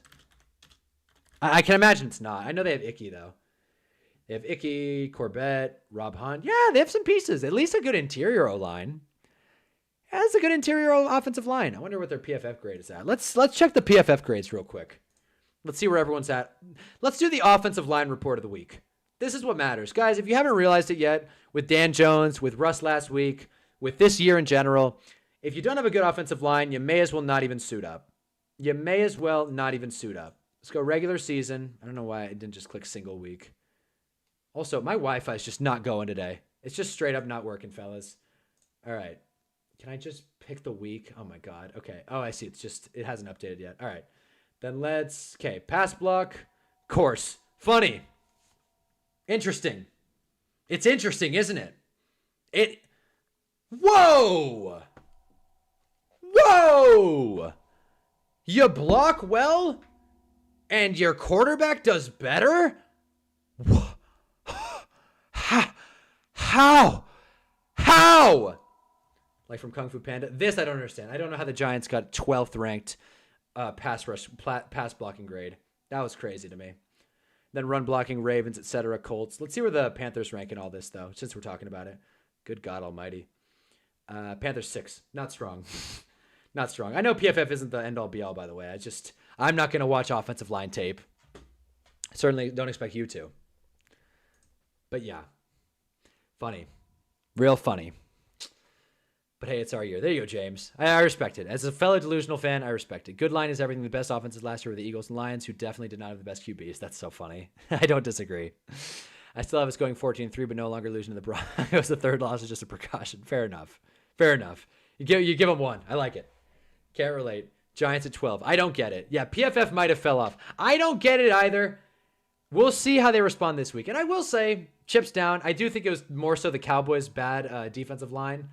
But I do think, because the Cowboys, as you can see, not a very strong pass rush, according to PFF. And this is why I was so confident we were going to win. Oh, who's at 4?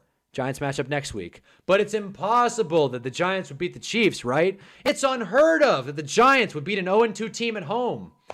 Impossible! How could it be done?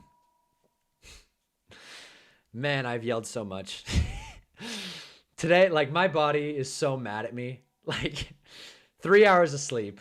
I've eaten like garbage. I'm super dehydrated. I've been screaming all day, whether it was on stream or watching the worst football game of the past ever. Like, sweet Jesus. Interesting. I didn't think the Cowboys... Yeah, no. Cowboys pass block wasn't great either. Another reason why I was convinced we would beat them. Oh, wait, no, I already said that. I'm running in circles at this point. Oh, wait, no, I'm not. Bad pass rush, bad O-line. That's why I thought we would win. Straight up. And let's just check really quick how many sacks the Giants get. How many sacks did the New York Football Giants get? No one wants to talk about that. They just want to talk about the Russ fumble. Because despite Shane Bowen's straight incompetence, the Giants have 6 sacks on the season. What's 3 times 17? What's that? 30? 51? Okay. We're on pace. Get a drink then. I can't. Too locked in. I'm too locked in. I'm doing a water strike. I won't drink a sip of water until I feel better about myself and my football team. My Browns is probably dead last. Our offensive line is terrible. I don't think so. I have 24, not the strongest. But, yeah, if you don't have PFF and you ever want me to pull up a stat, let me know. No, I'm not just going to be the PFF guy, but, you know, I paid for it. Also, I'm sure a lot of you guys aren't, like, you know, old or anything. So, student plan. You can get it cheaper. That's what I'm doing. Why are we all the way down at 24th? What? Yeah. There it is. There it is. Brandon Aubrey at home is the most overpowered advantage in human history. I'm building my team a dome and trading 3 firsts for him. And now there are K-balls. And now there are kicker-specific balls that teams can break in and keep throughout the season. Brandon Aubrey's going to be hitting 70-yarders all year long. Then the NFL is going to be like, maybe we should do something about this. Because I don't know, dude. I'm obviously super biased, and I don't even think I'm going to agree with this in a week. It does feel kind of weird, though, right? That a team can go down and score in 20 seconds. Right? Oh, for defensive line. I see. Well, that was just pass rush, though. Oh, no. Pass rush, the Browns are up there. And so are the Bengals. Get a look at that, Chris. There you go. Good coverage grades as well. Cardinals. Who would have thought? But, yeah, look at the Packers, man. Look at the Packers, dude. Packers are good. PFF doesn't tell the whole story, but the Packers are good. But I do think, look, you get the kickoff. Let's say you take it to the 20 or even the 30. Well, you have to go 20 yards now for your drive to end in points. It's kind of odd to me. Doesn't really feel like authentic of the game. 64-yarder for overtime. It was like, yeah, he's making that. No, me too. Me too. I was like, and the Cowboys, if you heard the play before, the Cowboys just gave it to Javonte Williams and had him go down. Just go down. What would new kicking rules look like? What would that even mean? Like they just like force them to like work out less, or like maybe put some fans in the stadium. That way there's, you know, not some indoor-outdoor discrepancy. Jordan Battle All-Pro. Yeah, you've been pounding the Jordan Battle table. Let's actually find out really quick. I'm curious if this guy's a real beast.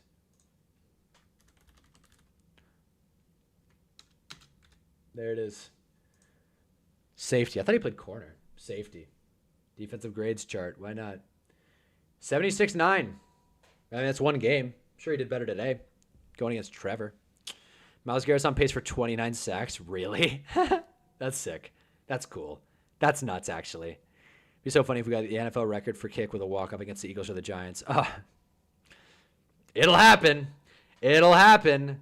Longest game-winning kick ever. I think they both belong to I think they both happen to the Giants. Really quick. Let's do this really quick. Look at this. Oh. This can't be. God, dude. This stupid ad blocker. I literally have premium, too. Look at this. There he is. Pat Shurmur, the smartest coach in NFL history. Look at this. I skipped it. It's on red zone. Look at this. Longest kick ever. 59. 59 yards. Longest kick in his career. This is a 63-yarder. 63-yard attempt. Oh, it's good. Oh, it's good. To win the game. No way. Oh, and by the way, we have Graham Gano now. He's not hitting any 63-yarders for us. How about this, huh? OBJ. Oh, my God. We don't need to see a whole shebang. This was the year after. Or maybe it was the same year. I'm not even paying attention at this point. Get a look at this. 61.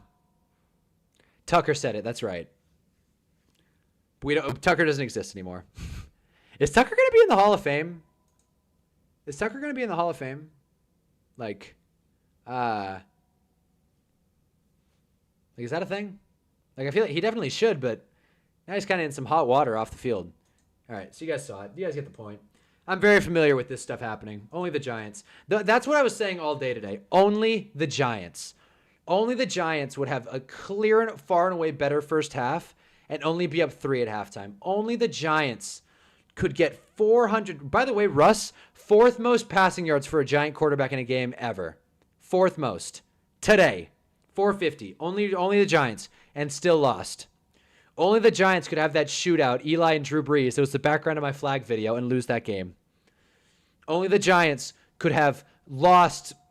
There was a point where Greg Olson said, and I already said this, but if you tallied up all the yards the Giants could have had but lost from penalties, they were over 150. In fact, on the first drive, Russell Wilson had more yards then like the ball was on the 20 and Russell Wilson had 90 yards of passing. How is that even possible? Only the Giants. I'm just surprised we didn't get a fumble. We did, but, you know, Scattaboo knocked it out of bounds. And then Dak coughs the snap and couldn't grab it. Only the Giants. What are you guys saying? Justin Touche, I should mention. Is Tucker going to be in there for the Hall of Fame? Can we put Deshaun Watson for the same thing? Well, Deshaun Watson definitely doesn't have a Hall of Fame career, but, like, nah. I mean, I don't think Deshaun Watson's a Hall of Famer. End of story. I think I'm going to also do a video about making a second Hall of Fame. There's an NFL page on Instagram that I think is really fun. It's called Hall of Really Good, and it's a really fun follow. They shout out a bunch of like old players, and it's really fun. I was listening to Cowboys Home Radio, and even they said the Giants played better all game. Yeah, they did. It's not a slight to the Cowboys. I mean, it is a slight to the Cowboys. It's just frustrating when you lose a team, when you know you played better and you still lost, and it happens so frequently. I think field goal should be worth less than if it's so easy for them to get in range now. I don't know about that. That would really make a lot of scoregamis. It would be interesting, though, if a field goal was worth the same amount as a safety. It's actually not an awful idea now that I think about it. Hey, 2015 Giants defense might be bottom 3 all time. Seriously, which is funny because the 2015 Saints were somehow a slightly worse defense. Yeah, no, yeah. That's what I mean. Only the Giants would lose that game. Justin Touche and Massage Watson. It's funny. It's nice to laugh. James, I saw. Don't worry. I saw you met the Packers. I know you're a nice dude, James. I'm not doubting that. You had a big heart, James. You had a bigger heart than Jerry. No doubt about that. Jonathan Casillas was a starter. I remember. Tucker and Watson was hanging 3 hours of sleep. Hanging out at the same massage parlors. Yeah. But yeah. Blake asked me to predict tomorrow's games, and I did already, but I'll talk about them a little bit more. Unless you guys want me to rant about the Giants more, but I think I've said what I need to. Being a Giants fan is a whole new level of pain, but to be honest, that's sports, and as easy it is to like be like self-pitying and like, you know, say like, oh my God, I hate everything. My Greek gyro was cold. It's very easy to say that, but I also recognize the Giants have 4 Super Bowls. Of course, I wasn't watching football when the Giants won the Super Bowls, so to me, it feels like they don't count. But I got to give credit where it's due. It's, you know, the Browns have none, and that's not a slight. It's just an objective fact. I have empathy for that. The Vikings fans, I don't know if John's still in here, but Vikings fans went through the Minneapolis Miracle, and that was a playoff game. That was much more painful than this. The Bills fans or the Chiefs just punching bag, and that's me being nice. Like, and the Bills haven't won a Super Bowl. The Giants got the better of the Bills in their first Super Bowls. Yes. I was going to say, I've misremembered this fact, but I was right there. The difference between the Saints team is because Drew Brees not washed Russell. Yeah, totally. But the defense was way better. Chris, the defense was way better. You don't understand, man. You don't understand. The Giants Saints, those are the 2 worst defenses you could ever watch. Just watching 2 quarterbacks score at will. Russ was putting on against a team that has, you know, people think Trayvon Diggs is good. I'm not one of those people, but that's true. There's no way my team's winning, so go ahead, put a fat L over on top of them. And Browns, exactly.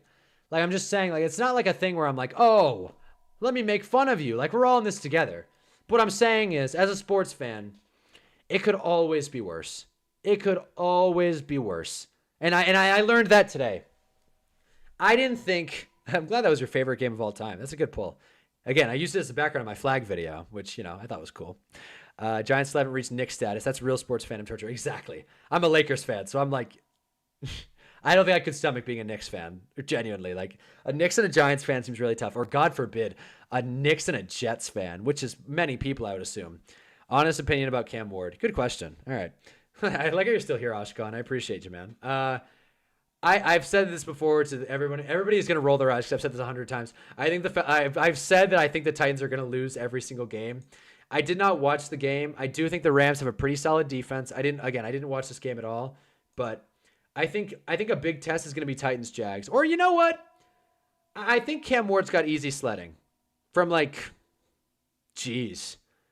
I honestly think the Rams he's played his toughest game. Yeah. I think he's played his toughest games. So I feel like Lakers, you say, here we go.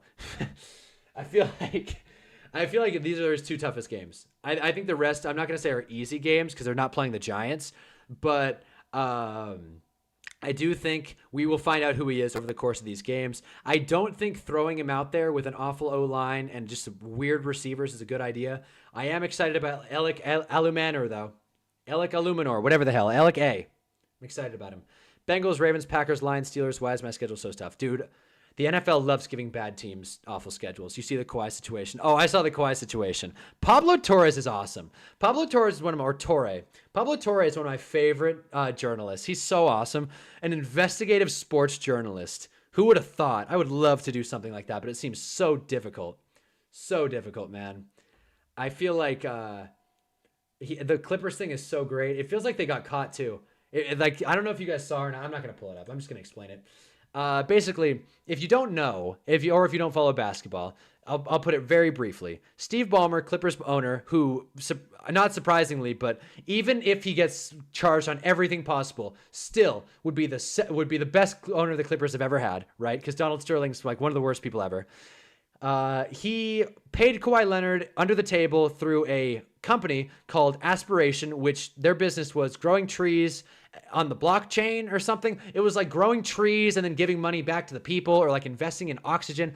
It was like an O'Hare Air type of thing. Complete sham. Kawhi Leonard just signed on the dotted line, and the Clippers paid him / his Uncle Dennis, and they paid him under the table, and then they went under, and Kawhi Leonard never did anything. And because Steve Ballmer invested into this business, they're assuming, or Pablo Torre is assuming, Steve Ballmer was just funneling that money straight to Kawhi Leonard and or his uncle / agent.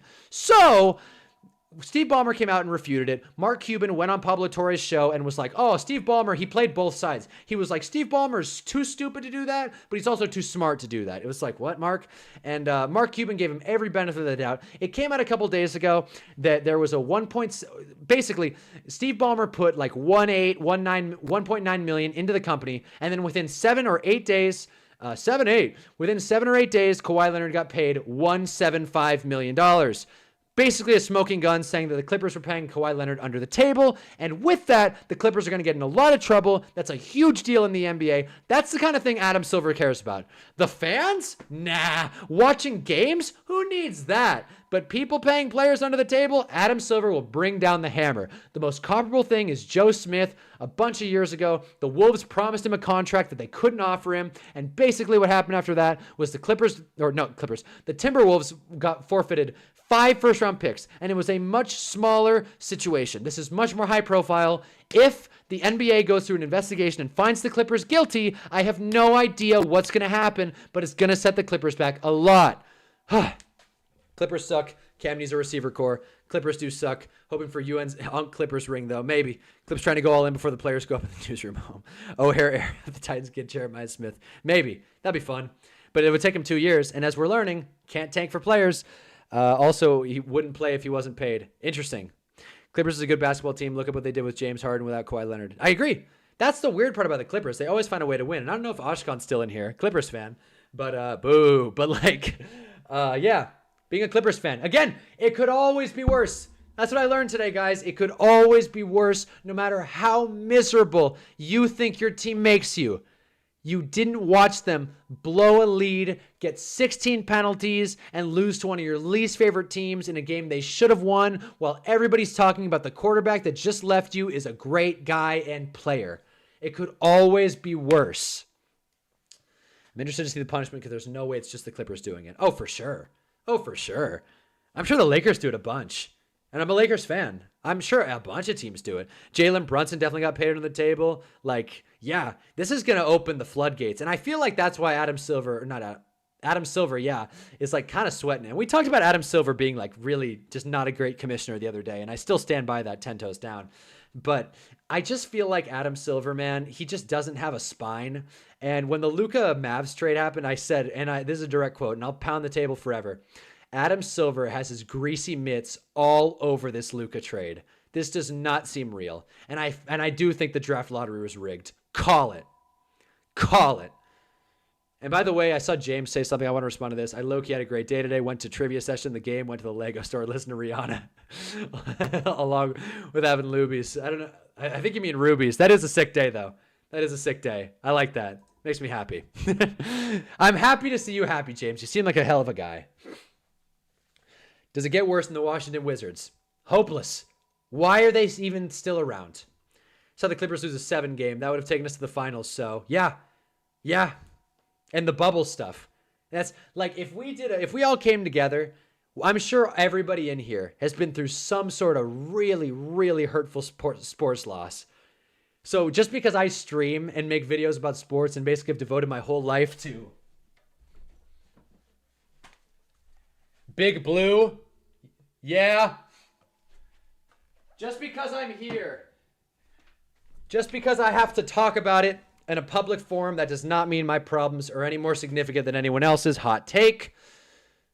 So, if anybody feels bad for me, don't. Well, maybe. But this whole sports talk has, and to be honest, thinking about other teams has helped a lot. And contextualizing it. Vontez perfect. Yeesh. You want to talk about a bad guy. Shout out to Goodell being the de facto best commission in American team sports. The other 3 are terrible. I completely agree. However, something has to be done about flags. Something has to be done about flags. By the way, James, if you weren't here, I was doing a Lego. I didn't want to watch highlights, so I was just watching like the Lego Star Wars walkthrough speed run. But because I knew it wouldn't get copywritten.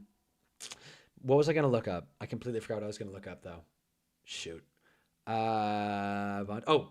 The flag video. Yeah, basically. Okay, this is like my favorite video that I've posted, mainly because it has my most views. But don't you love just searching a title and it coming up? But anyways, hold on real quick. I'm not going to play it. You guys get it. Basically, what I say in this video is that my cool sunglasses is that just chill out. Referees rock. Flags are actually being called less. Like, roughing the passer is a disaster, but give the refs a break. Like, it's Rogers' fault. Do we have more flags? No, we don't. Right? And this, as you can see, Giants Saints. Great game. But I said that, and I really need to revisit this video. There's a lot that I left on the table. There's a lot. For one, I'm not wearing the same shirt, by the way. I just like wearing red. But that was pre-mustache, by the way. But no, I got to revisit it. Because the way Roger has kind of enforced flags this year, it's got to come from the top down. It's got to. There's such a big problem with flags right now, it feels like. They're defining games. And also, just preview for my next video, I'm going to say this now. Defensive holding should not be an automatic first down. It shouldn't be.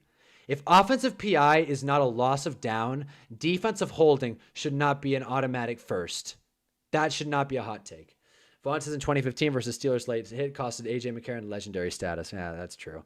What did Muhammad say? Game 2 Boston Knicks was like the second marathon for me. Come on now.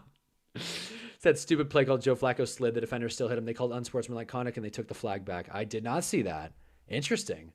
Flags always magically start appearing to keep dead games alive. I don't think the things are rigged for a team, but I'm starting to wonder if they at least subconsciously the refs are keeping games alive. I really think that's a good take. I like that. I don't know if I fully agree. Let me wrap my head around it, but I do like that take a lot.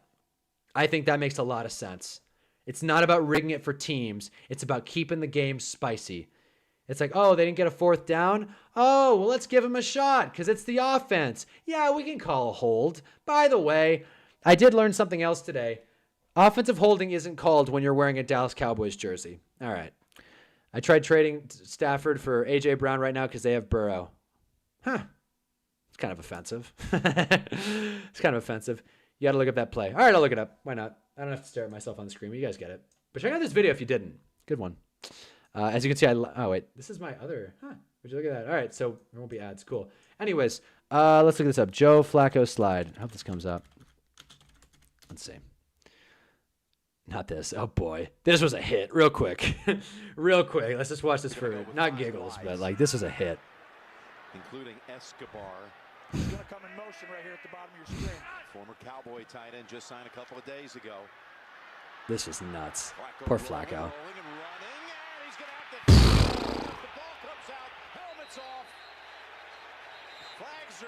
And I think they threw the flag late, too. Yeah, they didn't even throw the flag.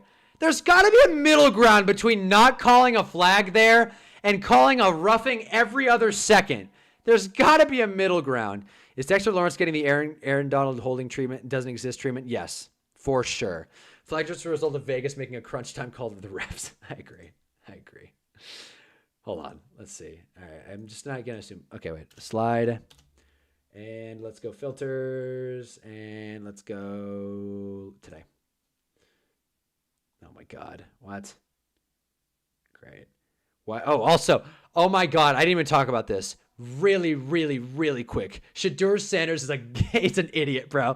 This is the funniest headline I woke up to today. On 3 hours of sleep, I'm like, Shedeur said he didn't want to be a Raven. Dude, something about being a 5th-round pick and saying, nah, man, I want to go somewhere where I can play is such a slap in the face of the NFL. That's like, come on, dog. Like, as if the Ravens don't know how to get a quarterback going. As if the Ravens don't know how to develop a guy. As if he couldn't spend a year or two on the bench and then get traded. That's probably all the Ravens wanted to do. It's not like they were trying to replace Lamar. They just wanted to flip him, develop him, and say, hey, he's been learning under Lamar for a season or two. Who wants to give us a 3rd-round pick for Shedeur Sanders? And Shedeur Sanders may have had a chance to succeed. Anyway, Kiko Alonso is an NFL legend for being traded for Shady McCoy and killing Flacco on purpose. No, seriously, that Shady McCoy trade was nuts. That was like the Hopkins-David Johnson trade. That they did flag. It was just late. I see. Fair enough. But still, the fact that the ref was like, let me think about this. So different.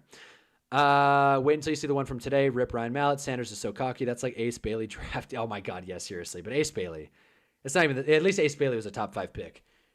People like request teams all the time, I feel like, especially in the NBA. But the fact that Shedeur's like, nah, I'm good. I don't want to go to a winning organization. No disrespect, Jeff, but he was like, I wanted to go to Cleveland. Not ideal. I don't want to sit behind and learn from 2-time MVP Lamar Jackson. That's what I mean. And I told my friend, he was like, well, to be fair, he wants to play. And it's like, dude, since this is the problem. This is the problem, dude. It's Colin Cowherd, bro, and all these media analysts that don't actually watch sports. Stephen A. doesn't watch football. We all know that.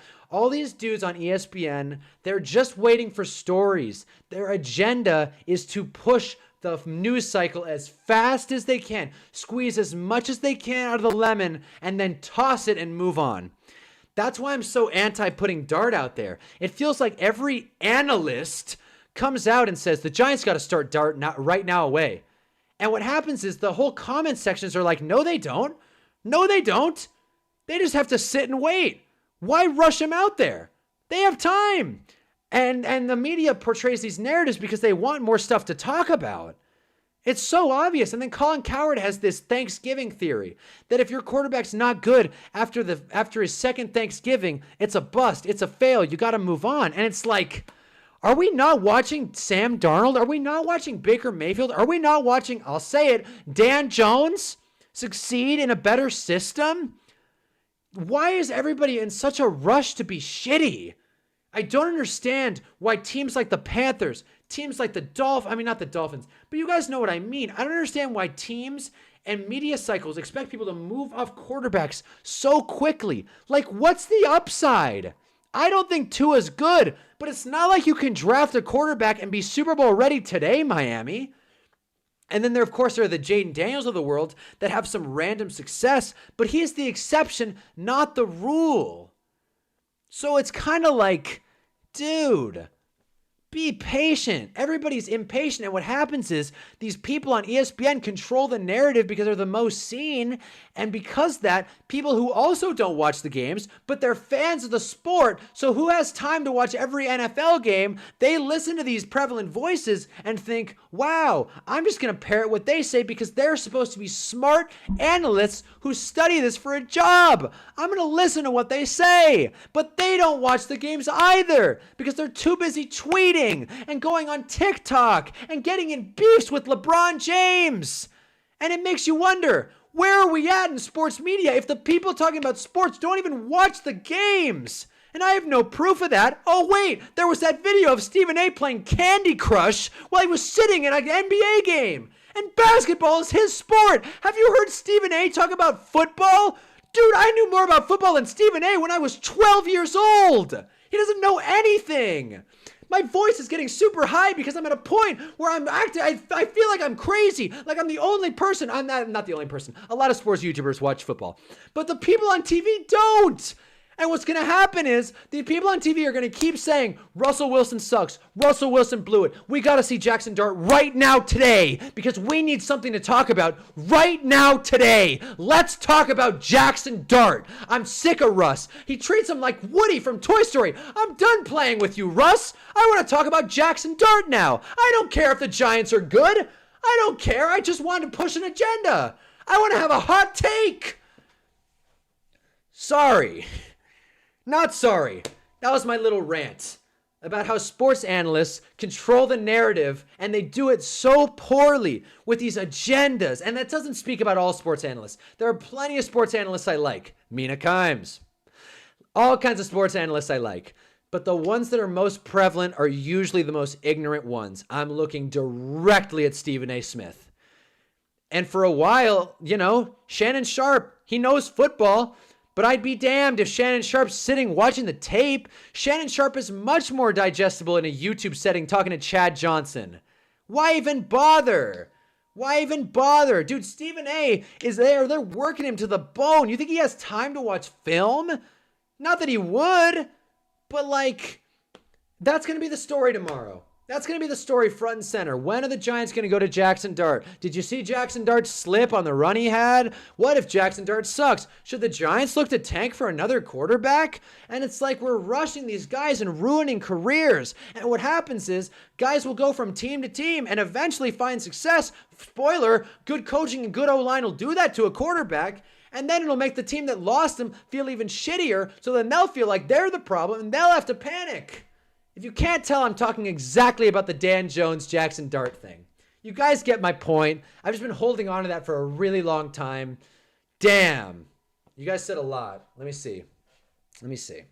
Hell, I'll take 2 if the price is right. Again, exactly. Jane Dale's going to ruin QB discussions forever. And even they hired a new coach and new OC for him. Exactly. New movie, him is going to talk about the relevance of quarterbacks and what makes them good or bad. Yes, but I think that's going to be more like concussion and stuff. But I agree. Even Mahomes learned from Alex Smith. Exactly, Ashkan. Exactly. This guy knows ball. Browns and Baker Mayfield. Look at the Green Bay Packers. You don't go for a Hall of Fame quarterback for another quarterback to develop a really quarterback if you don't let them develop. Exactly. Jordan Love is putting on. Could you imagine if the Packers win a Super Bowl? You know what people are gonna. You know what the analysts are gonna say? They're gonna be like, "Wow, this Jordan Love guy just is really good. He learned through the motions." And it's like, dude, it took him a really long time to get there. Jordan Love had some games last year where I'm like, this guy might not be that good. But they believed in him. They gave him time. Obviously, not everyone's going to work. But this ties back to my now I'm bleeding into another video I made, which is one of my lesser known videos. It's one of my earlier ones. Let me pull it up actually, because this is, if you haven't seen this one, this is a fun one. This is a real OG. As you can see, if you go back older, also this video only 100 views. I think this thumbnail's sick. I think this Andy thumbnail dropping Tom Brady is sick. Anyways, as we have a quarterback problem. This was my first good video, right?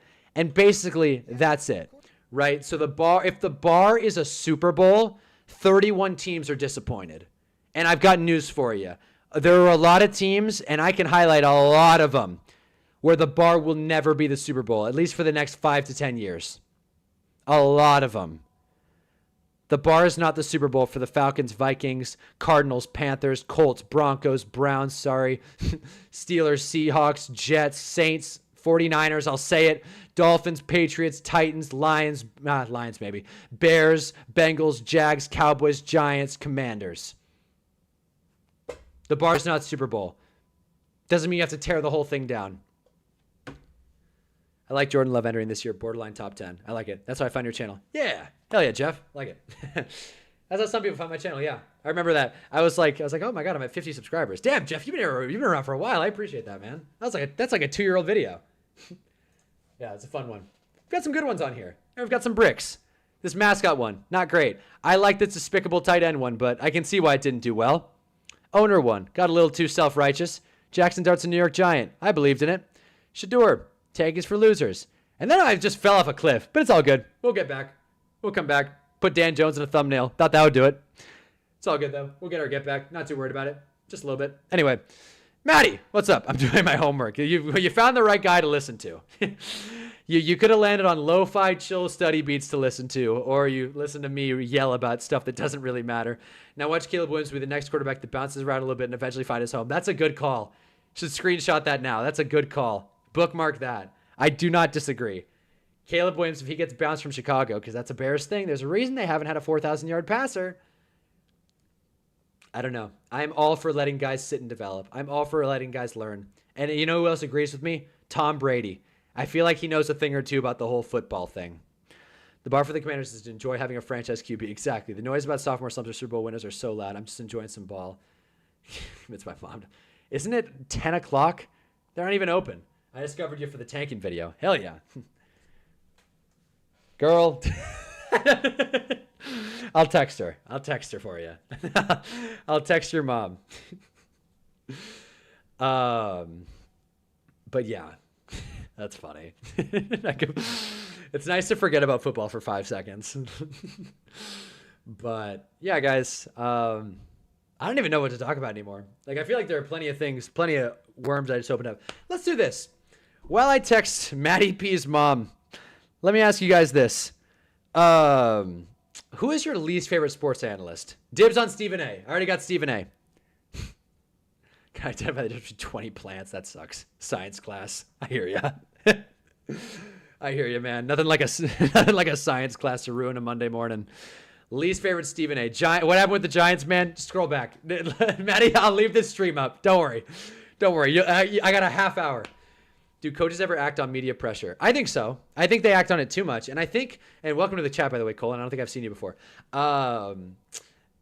I do think I have a running theory that Brian Daboll's really mean to reporters, and that's why they've been trying to gaslight everyone into thinking he's on a hot seat for like 3 seasons now, even though he won Coach of the Year 3 seasons ago. Wow, Max Kellerman, no shit.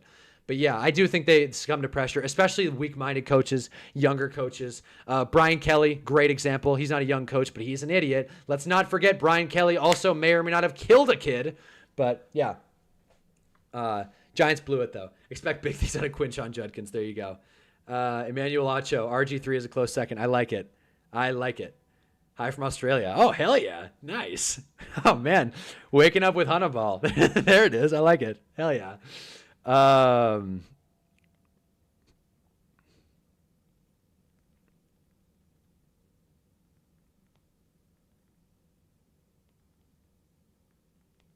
Okay. I hate to stop talking, but let's go. What's a fake holiday I can make up? September solstice. There we go. That's not a thing, but we're gonna go with it. We're gonna roll with it. September solstice. There you go, Maddie. I texted your mom saying Starbucks for tomorrow to celebrate September solstice. You got to go with it. Act like it's a real thing. It'll work. Colin Coward. Good pick. I like Colin Coward. I think he's funny, but I get why you don't like him. He's very easy to hate. He's the kind of guy where you know what's going to be funny? And this is going to sound really bad, but I don't care. It's going to be really funny when an athlete comes to blows with a reporter / analyst. It's going to happen in our lifetime. And you can book this right now today. It almost happened with LeBron and Stephen A. If that was like Isaiah Stewart, who knows? An athlete and a reporter / analyst, TV personality are going to come to blows. A reporter, it might happen with Shador. Shador confronts people all the time, and he's been playing for like a month. It's like, oh, you were talking shit? You were talking about me? You're dissing my name? No, say it to my face. Or like Tua, that press conference, I'm sure you guys saw it. That reporter asked Tua, they were like, Tua, is there a reason you turned the ball over in bunches? And he was like, that's a crazy question. If the reporter just stood his ground, we may have seen Crawford Canelo Part 1. Okay? Just slugfest. Do a deep analysis on Greg Steeman. Why it's not good. Don't disrespect my Bengals king. Chris Collinsworth. I like Chris Collinsworth. I do. I get why people don't like his voice or his commentary. I like him, though. I've always liked Chris Collinsworth because I grew up, and I'm sure you guys did, too. I'm sure it's like, I'm 20, right? I'm 23. Like, I'm sure you guys have all heard Joe Buck. Joe Buck used to be the worst commentator ever. Joe Buck, there are some great highlights that Joe Buck's call just ruined. And like, I'm sure you guys know. But let's just pull up helmet catch really quick. Just as an example. There are countless. Listen to Joe Buck's commentary on this. This is one of the greatest plays in football history. Like the Giants or not.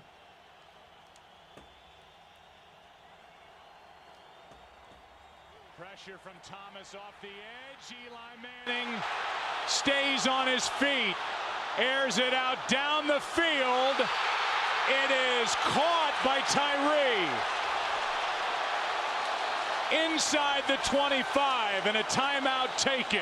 Minute to go in the Super Bowl. Yeah, Joe Buck Super Bowl 42, exactly. There are countless examples, though. Countless. But yeah, no, such a disaster. I will keep up Tom Coughlin. We'll reminisce for a second. But Brian Kelly, no, seriously. My favorite Cowherd moment was when he said work ethic turns him on. My favorite, I do like when Colin Cowherd is like, I love the backwards hat thing. I think it's really funny. I think it's hilarious. And the fact that Brian Schottenheimer, Exhibit A, coaches that listen to media outlets, he put on the backwards hat as like a, hey, well, sorry, coward. I think that's really funny. I used to dislike Colin Cowherd, but I've realized what he says. He says to smooth things so long. What I like about Colin Cowherd is it's just him for 3 hours. And when you hear Colin Cowherd talking, you're like, he's arrogant and annoying, and he's not really right about a whole lot of stuff. But at least he can steer into the skid, and he does the when Colin was right, when Colin was wrong. The biggest thing with Colin Cowherd is as soon as Jason McIntyre starts talking, I'm like, Colin Cowherd's not so bad. Jason McIntyre is probably mine. If he counts. If not, Stephen A. But Jason McIntyre. Dude says nothing of value. Steve Smith, Jerry Jeudy. That's a good point. We were close. But that's former players. I'm talking dude who went to Indiana School of Journalism or something. Shout out the Hoosiers. Yeah. Like, just random. And just being like, you were talking shit. How about this? And just get them. Oh, my God. I love it.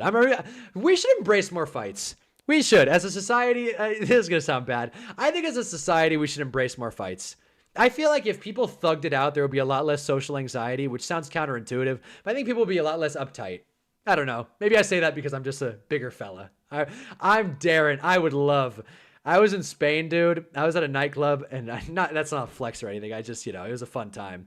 And people were running into me, and I was like, it happens anytime I go to a bar or a nightclub. I'm like, if someone runs into me again, I'm turning and I'm throwing a punch. I'm throwing a punch, dude, and living with the results. Win or lose. Let's find out what I'm made out of. Go Giants. That's all I got to think of. I just got to remember the Saints game. Graham Gano. We haven't beat Dallas in 10 years. Your job as commentator is to paint the picture of the game. What picture did he paint here? He was like, it happened. Exactly. Saving the excitement for the next game. Yeah. Romo's my favorite game announcer. I like that. I don't know, Jim. I don't know, Jeff. I like Romo. I tend to steer on the side of I like the commentator. I do. I don't think Tom Brady's that bad of a commentator. I think Greg Olson's very analytical. I think I've met Kenny Albert. Really nice dude. Who else? I like Al Michaels is a legend. Mike Tirico does his job perfectly. Troy Aikman calls it like it is. Troy Aikman is at the point where he doesn't care. He's locked in with that job. He can say whatever the hell he wants, and I respect that. If Troy Aikman doesn't like a call, he lives with it. Who else?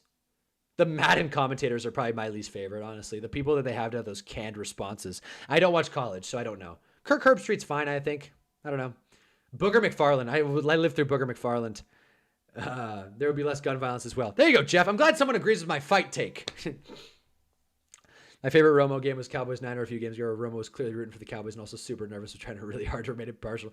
It was funny because the Cowboys lost. If getting into a little scuffle was more acceptable, I think society would be a lot less angsty. All right, I got 2 votes. I agree.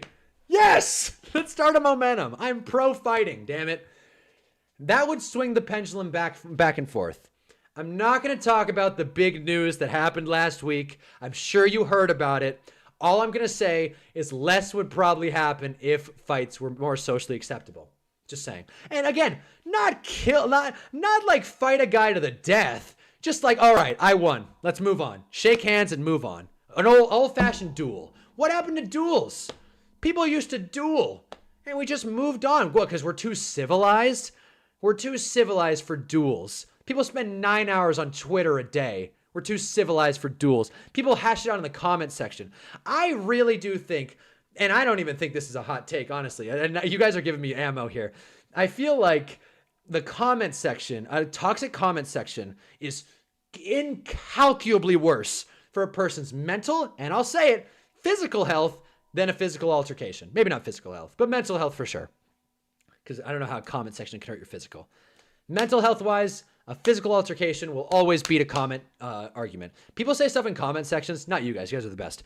But people, Kevin Harlan is the GOAT. That's who I was thinking of. Stud. But nah, dude. People say stuff in comment sections sometime, and I'm like, this person is either AI or the worst person on planet Earth. One of the two. And I can't express it because then I'm giving in.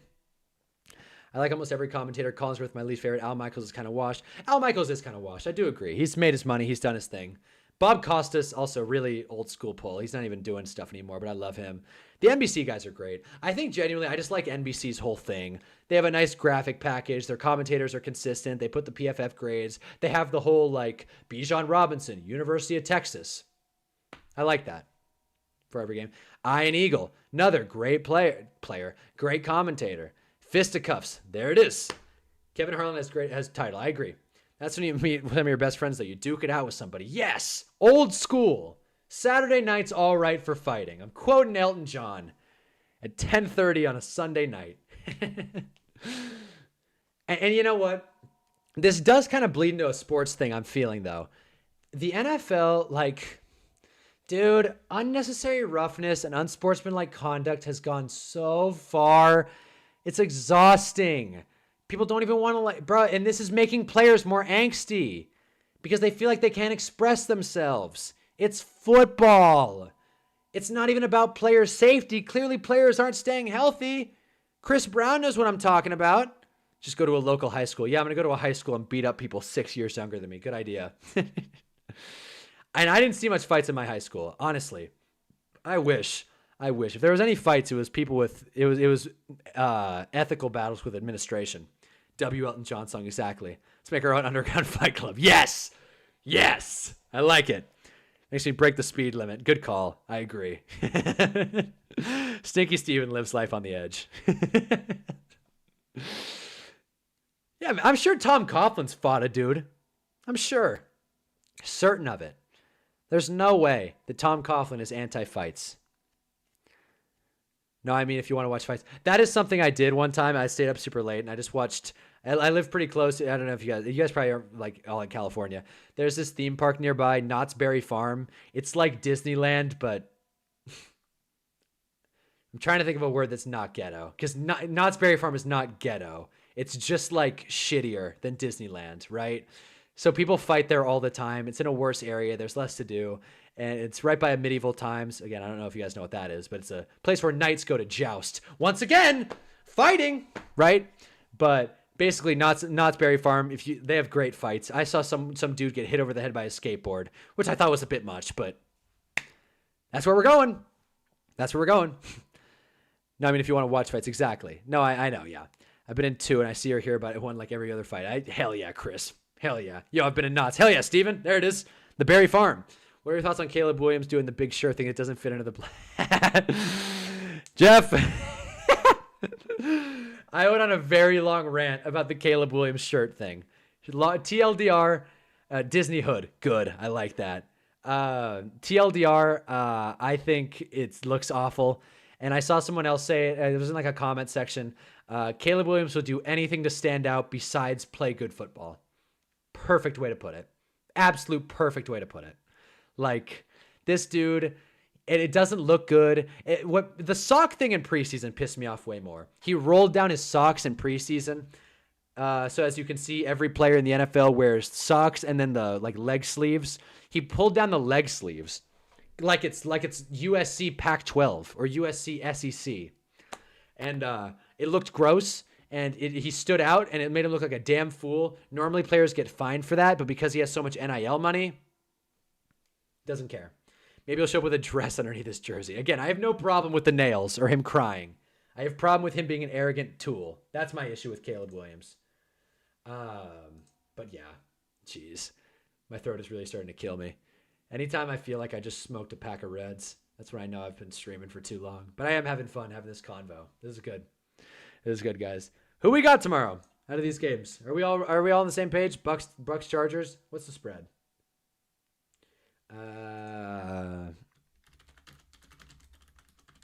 What is the spread? What? All right. Bet MGM. I don't condone betting, by the way. I mean, I bet today, but like, I don't condone bet abuse. My internet sucks tonight. I don't know why. Man. Come on. There it is. Again, don't condone betting. Oh my God.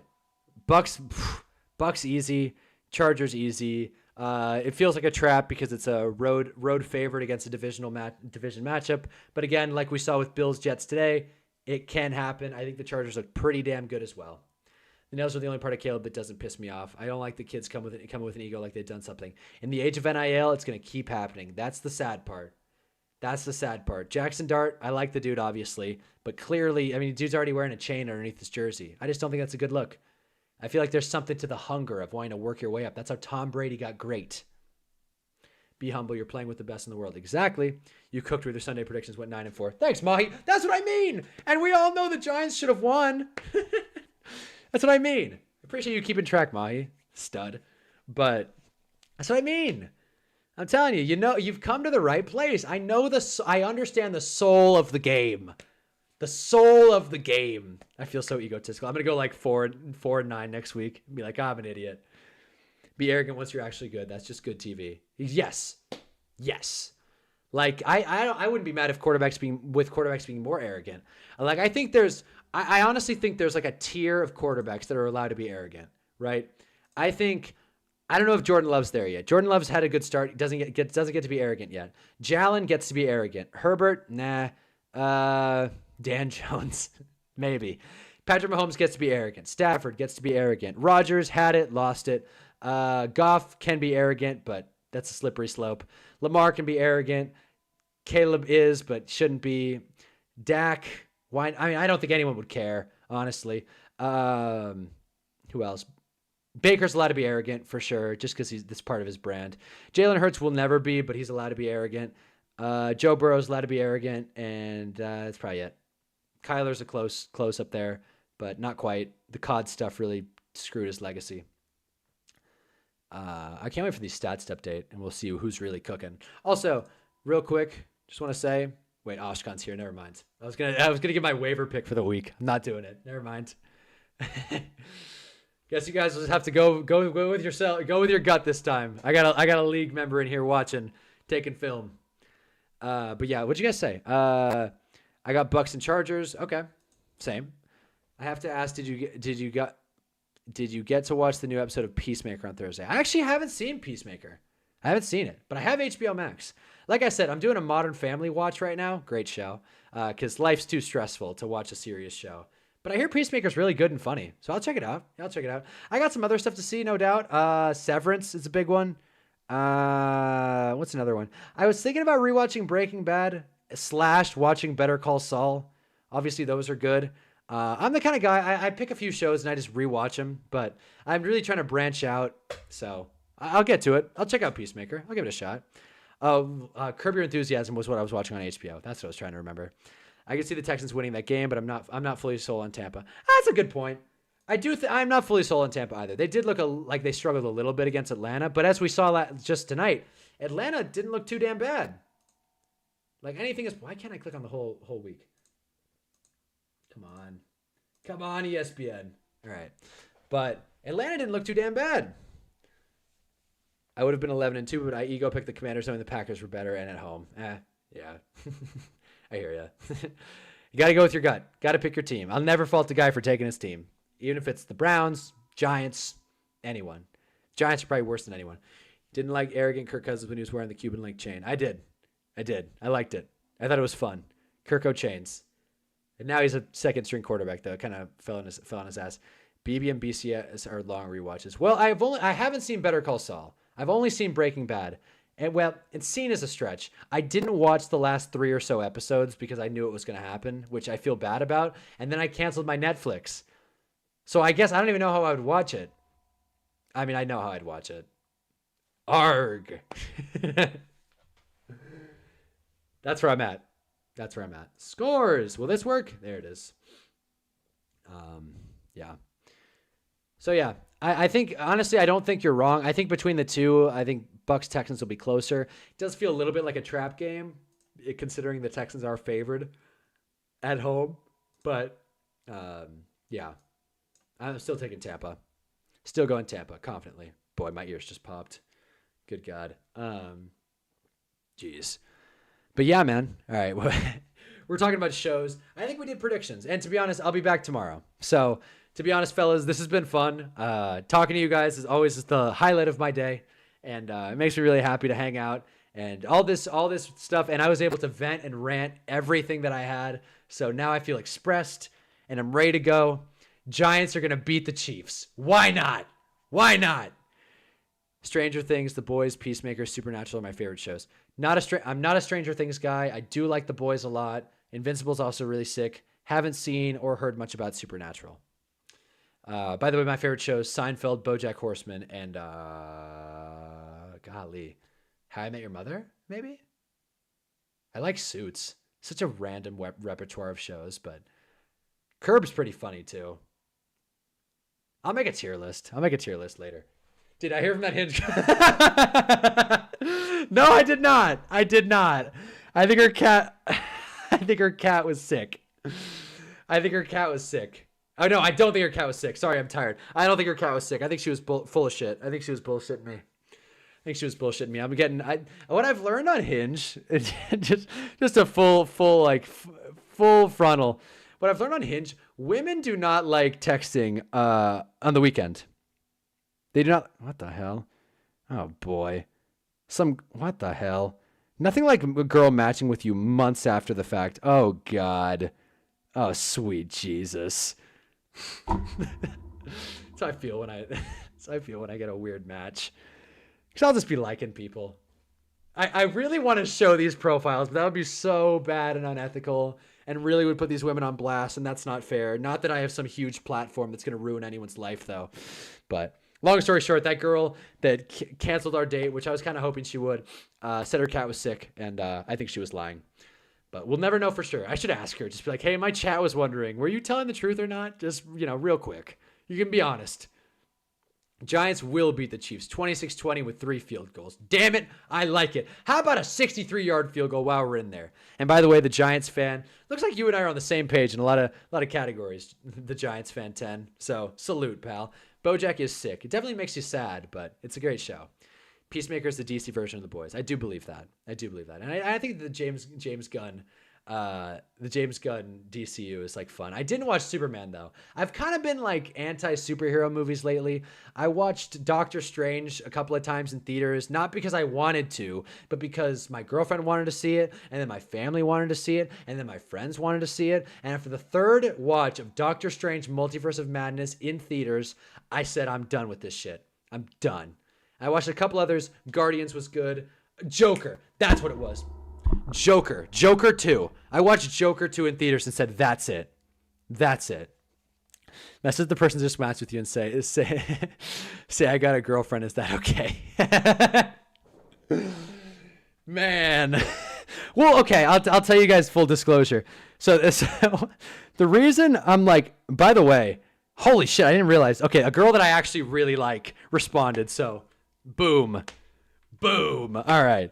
So what happened was, this girl, right, in August 31st, which was 2 weeks ago, I liked this girl because it was like midnight and I was like, I got some likes, whatever. I'll give this girl some love. Why not? Her Joker 2 was very doo-doo. It was probably one of the worst movies I've seen in theaters. And I watched Morbius multiple times. At least that movie was like fun bad. Same thing with Madam Web. Joker 2 felt so pointless. It was such a cash grab and it didn't even make money.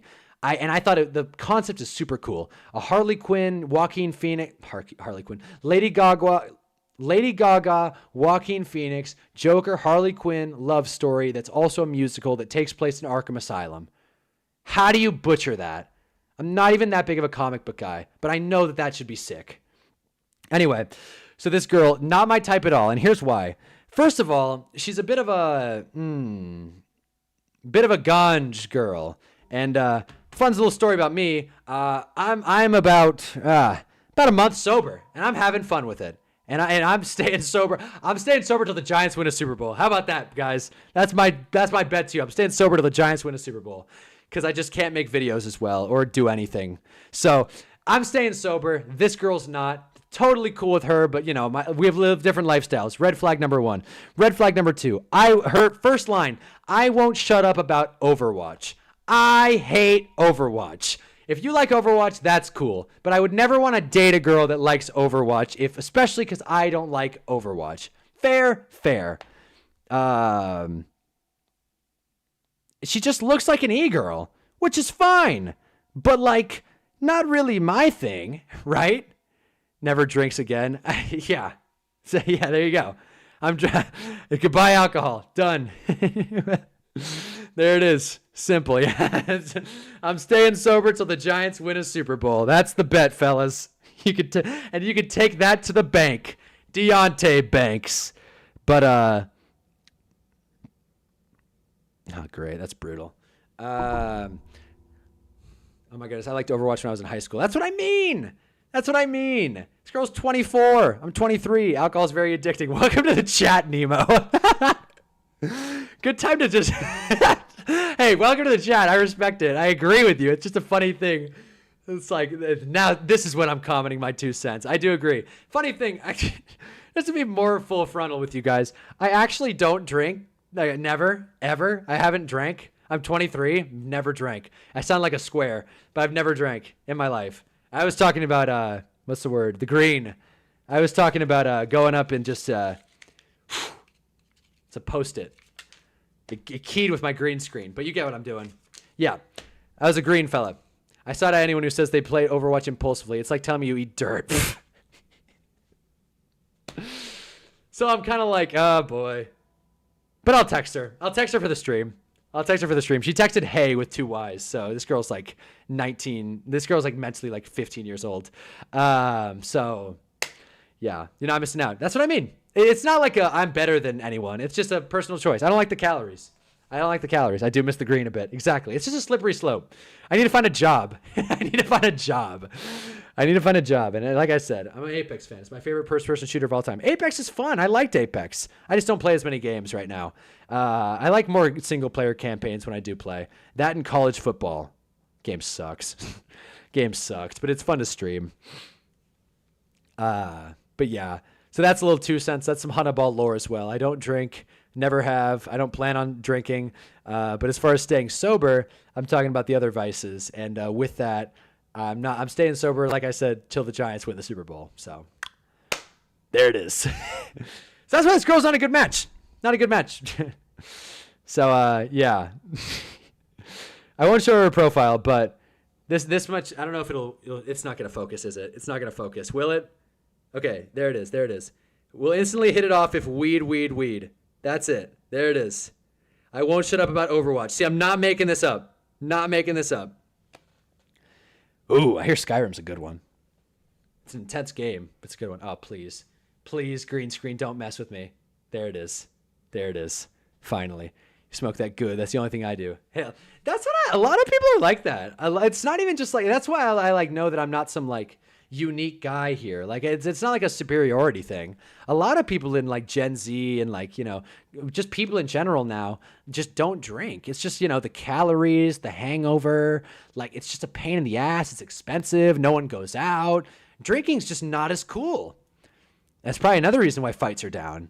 But, drunk fights are much different than a rational, level-headed, let's brawl. You want to throw? Let's throw. It's a whole different thing. So, yeah, I'm glad we're all on the same page on that. But I do agree, Nemo Hose. Alcohol is addicting, at least I would assume. Definitely learned that one way or another through some people that I knew. And, slippery slope. So, not saying don't do drugs or, stay sober forever. But, being sober and being in the driver's seat of your own life is fun. And that's the way to do it, fellas. I don't know. There are some things that are cool high, though. Playing basketball is really fun high. I love that. I couldn't stream high, though. I'd be such an idiot. You guys see, I mess with my green screen. I can't type. This is all fully sober. Could you imagine? If I watched that Giants game stoned, bro, I would I'd start crying probably. Low-key, it's a good confidence boost to talk to randos. Totally. Well, really? Well, for alcohol or weed? Because with weed, I don't really talk to people. Like, I feel very antisocial. Like, around people I know, I can, like, talk. And, like, I get really talkative when I'm, like, stoned, by the way. Which might be surprising. I'm very talkative sober as well. But stoned? Maddie, you still in here? Maddie, you still in here? The 17-year-old girl that looks up to me and watches my streams, you still in here talking about like stuff I like doing when I'm high? But yeah, I get more antisocial. That's that. What if she said she likes watching long snapper footage from '06? I guarantee you this girl doesn't know ball. I guarantee you. There's no way. For you guys wondering, here are other 2 prompts on Hinge. You should not go out with me if you don't rock with a girl with health issues. Not much for me. Last thing I need is an injury-prone girlfriend. I just got off Dan Jones. And then my therapist would say I have autism. So, again, she's either kidding or serious. If she's kidding, kind of a weird bit. And if she's serious, then kind of a weird lead on Hinge. But hey, and she definitely doesn't have autism, by the way. It's a joke. It's for sure a joke. But... total e-girl, tattoos, 24 years old. I'm not like banking on this girl, guys. I liked her 2 weeks ago, just for the hell of it. I liked her 2 weeks ago. Saying that while she's here is diabolical. Yeah, no, seriously. I want another streamer called Zeus. He's running an experiment on Tinder. He took pictures before he started working out, made an account, and then uses new pictures to see which one gets likes. I played an entire game of football. I think my coach thought about legal ways to ship me to a foreign country afterwards. Yeah. Dude, Dude, I got some stories. But yeah, I don't want my roster on IR. Exactly. But if we're doing the whole, like, keeping up with Hunnaball's dating life, there is a girl that I'm talking to that I really like. Oh, God, bro. Okay, fine. I will show this picture. I'm not going to show her name. I'm not going to show anything else. I just think this is worth doing. This is worth doing. Hold on. This is going to take a second for me to send it to my PC, but hold on. This is worth it. But as I was saying this while she's here is diabolical. I really hope she left. Really hoping Maddie P left. But I do like the young crowd. The young crowd of Gen Zers and maybe even a Gen Alpha or 2 in here. Discussing ball, having a respectful dialogue. Let me pull up my Gmail here. Let me see what else you guys are saying. I would never say that on my Hinge. I want my health insurance and matching. Good point. Guys think rationally. Guys are worried about health insurance. That's why dudes are the best. I completely agree. Okay. How's this going to work? Okay. Okay. Can I just... okay, cool. There it is. All right. Here, check this out, right? Get a look at this. Right? Okay. So... so it's the girl in the center, right? This is like, whatever. If you think she's cute or not, that's not really the point. Let me put myself up really quick. Where's my, what the hell? Okay, there it is. Okay, here we go. Get a look at this, right? So this is her in the center, right? I'm wondering, I'm like, what is this like scenario? Where is this? Is this like a porn shoot? Is this like, what is this? Like, it's like a nightclub thing. Like people are dancing, but they're like, it's all women and like, this is like a house, like the hype house, right? Nothing to do with her though. Cause I'm like, I'm so confused with what is the video? Like what is the setting of this, right? Then check this out. Get a look at this. I'm like looking around. I'm like, yeah, girl. Who the hell is that? Who the hell is that? I bet you didn't expect. Who the hell is that?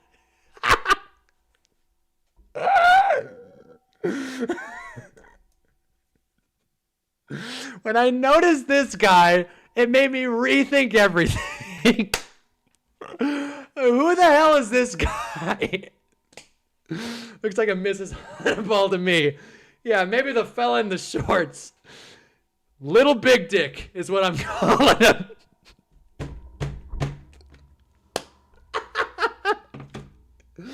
I'm not making fun of the guy. It was a curveball, no? It was a curveball, right? So that's a big, I want to go out with this girl and ask her, what the hell is this picture? What is going on here? Like, Short king. This guy's having the time of his life.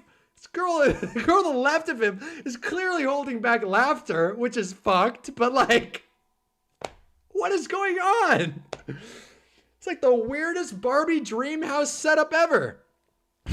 I don't know, man. Everybody in this picture looks fake, except Big Boy over here. Everybody else looks like photoshopped or like in or something. Like, what is this girl in the middle doing?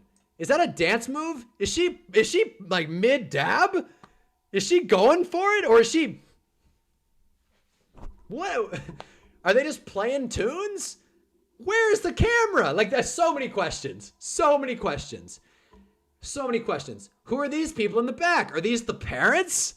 Are these the parents at the mini Hugh Hefner? H.U. Hefner? Anyway. She's laughing because she's laughing. Oh, there it is. Maybe. That's a good point. Maybe I'm just an asshole. Maybe. I don't know. I don't trust pretty girls. I don't trust pretty women to be genuine and nice. Maybe she is just laughing to laugh. Maybe I'm just an asshole. But either way, that was my little, that's my update. That's as much as I'll show from my Hinge. I didn't want to put this girl on blast, but yeah. So you can screen grab that if you want. Show your buddies. Here's the, because I've been saying this to people. I'm like, yeah, I saw this girl, and just like zooming in on everybody else and just being like, what's going on here, and who the hell is that? That's peak. I'm not going to lie. It does seem fun, right? It does seem fun. I just don't understand like what the story is. So yeah, if you want to screen grab it for the bit, there it is. I'm gonna say if I had a profile like this, I'd have to put on my dating profile. No, for sure, man, for sure, dude. I like how we're all like gassing up this picture. It's a cool post though. It's a cool post. So shout out to her. Shout out to this girl for, at the bare minimum, giving us a laugh. And at the maximum, I will go out with this girl and I will find out. I think it was Ma who said it last stream when I talked about my Hinge last. It was like, don't be a degen, don't pick football over your personal and dating life. And it's like, I'm not. If I go on a date with that girl, I will ask her and I'll be like, I gotta know what's the story behind this picture. I might just ask her right now. Just you know, it's third and long. I'm not gonna expect a date. It's third and long. Let's just run the ball and get what we can get. Let's get what we need, right? Let's get better field position. Let's, prepare for the punt. May as well. Nah, I think I can pull something.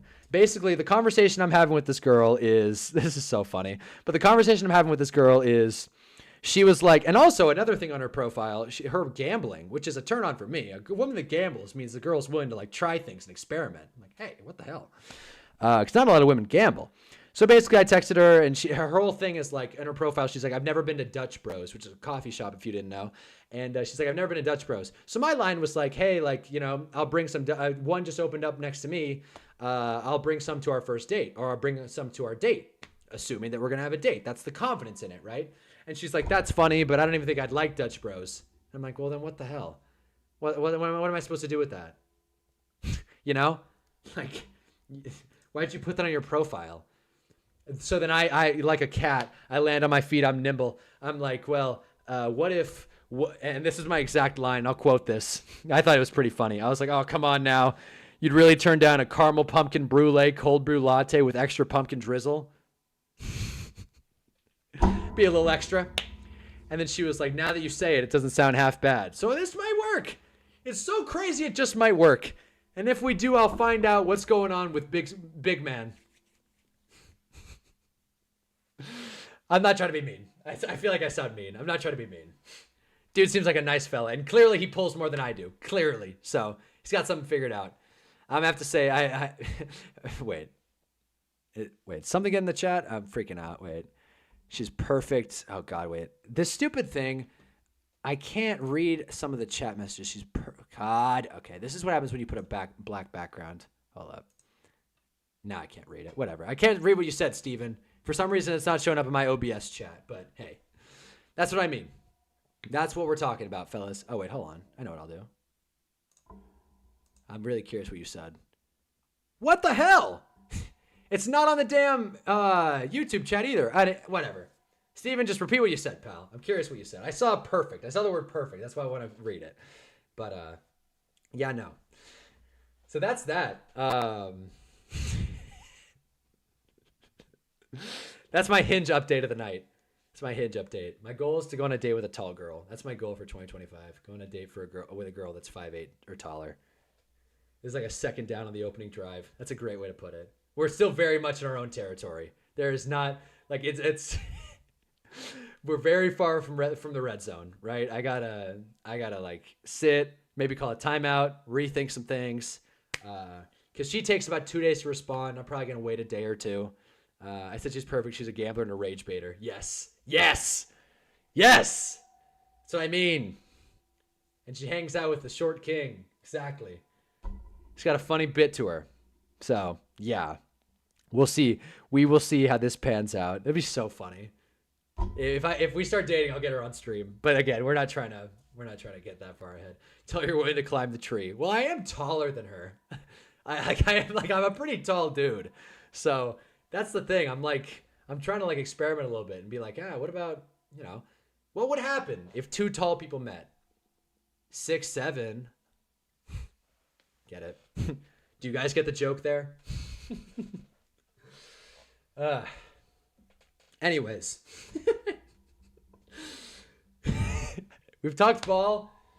We've talked Hinge.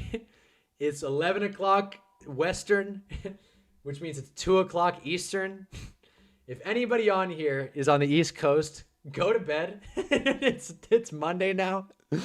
But I think I'm gonna do the same. D1 athlete incoming. There it is. Yeah, let's talk about the kids. I should say that. Next Dan Jones.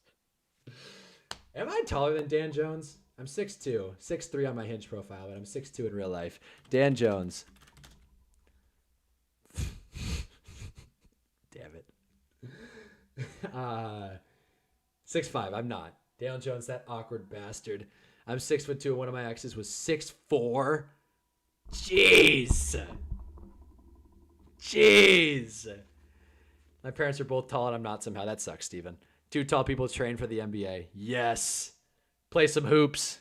We're playing Hunnaball. I'm on the East Coast. I'm building a PC while I'm watching you. Hell yeah, Steven. Hell yeah. But I will say, we're 2.5 in this stream. So what I'm going to do is, I think I am going to call it, fellas. This has been so much fun, though. What a day. I hope you guys watch the Giants lose, and just like for 1 second, we're like, how the hell's Hunnaball doing right now? What the hell is Hunnaball thinking watching the Giants collapse in a catastrophic fashion, right? His neck is 6 inches. It doesn't really count. He's the anti-Dylan Gabriel. They fixed his picture, but Dylan Gabriel still has a really, really short neck. I misspelled it. It's D-I-L.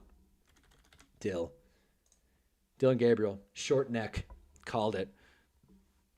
Yeah, she was a tall one. Jesus. Why'd you split with her? You couldn't hang with the giraffe? 6'5", and she plays like she's 5'11". There it is. My only thought, yeah. Where's Hunnaball right now? Yeah. So the fact that, and I was like, man, I wonder, I was thinking about you too, Chris. I was like, holy hell, the Bengals won with Jake Browning. I got to talk about that on stream. Chris is going to have some shit to say. He's going to try and rage bait me. I just keep thinking that it couldn't be my Browns because the game wouldn't be close enough. Yeah.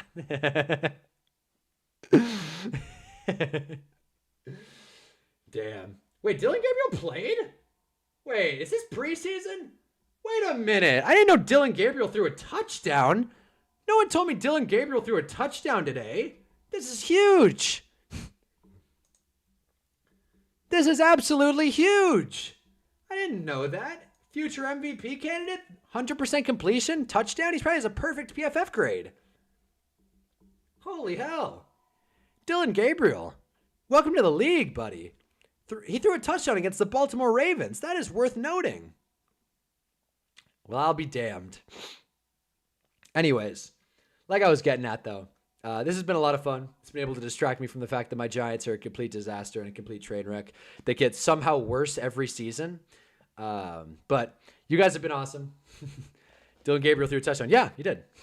The chat delay makes this conversation funny. But you guys have been awesome. This has been a lot of fun streaming. I think I'm going to get off. My throat feels like death. But like I said, I really do appreciate you guys coming through, stopping by, talking your shit, giving me hell about Dan Jones. We're gonna give it another week, and I'm gonna order the shirt tonight. And we are gonna find out if Dan Jones is for real. I still don't think he's for real, and I don't think you think he's for real either. We will find out. I will order the shirt. Jake Browning next to Nick Foles winning the Super Bowl MVP. Yeah, I don't know about that, buddy. Let's beat the Jags with confidence next time. Playing Fortnite, listening to this is helping me aim. There you go. Dylan Gabriel's to Kirk Cousins to Shador's RG3, except both of them will be on the Vikings practice squad in 3 years. Except Shador can't move. But yes, I'm going to get off. That is funny, though. Shador and Dylan Gabriel's to Kirk Cousins to Shador's RG3. But yes, I'm going to call it a night there, guys. But this has been a lot of fun. You guys rock. If the chat delay means that I cut off some of your messages, I'm sorry. I'll just respond to the ones I see now, and we will call it for the night. Once again, I'm taking the Buccaneers with the spread, and I'm taking the Chargers with the spread tomorrow. And I will be back live and in color tomorrow night, right after the game, to talk some shit, to make some jokes. Hell, I might text the girl tonight and let you know if she responds. We will find out. Jarvis, don't worry, I'm leaving this one up. Believe me, I said some things. I don't blame you for falling asleep and through the Giants game. I thought I was going to sleep through the stream. So I'm going to leave this up. Feel free to go through it and watch my rant. I think it was a good one. Poured my heart out. Why don't your team win a game against any team, buddy? That's funny. That's the last chat I want to read, though. That's funny, though. But good night, guys. This has been a really fun time. Have a good Monday tomorrow. Kick ass this week at work or school, whatever you're doing. And, keep fighting the good fight. And you know what? Like we figured out tonight, if you got to let someone know by coming to blows with someone and throwing some fights down, fisticuffs, make it happen. And let us know what we got going here. We're building a community. And if you didn't already, check out my video on the death of the pocket passer. It's a good one. And if you didn't watch it already, or if you did watch it already, watch it again. Send it to everyone you know. And you guys have a chill and good rest of your night. Once again, Giants are beating the Chiefs, and that is that. Hunna!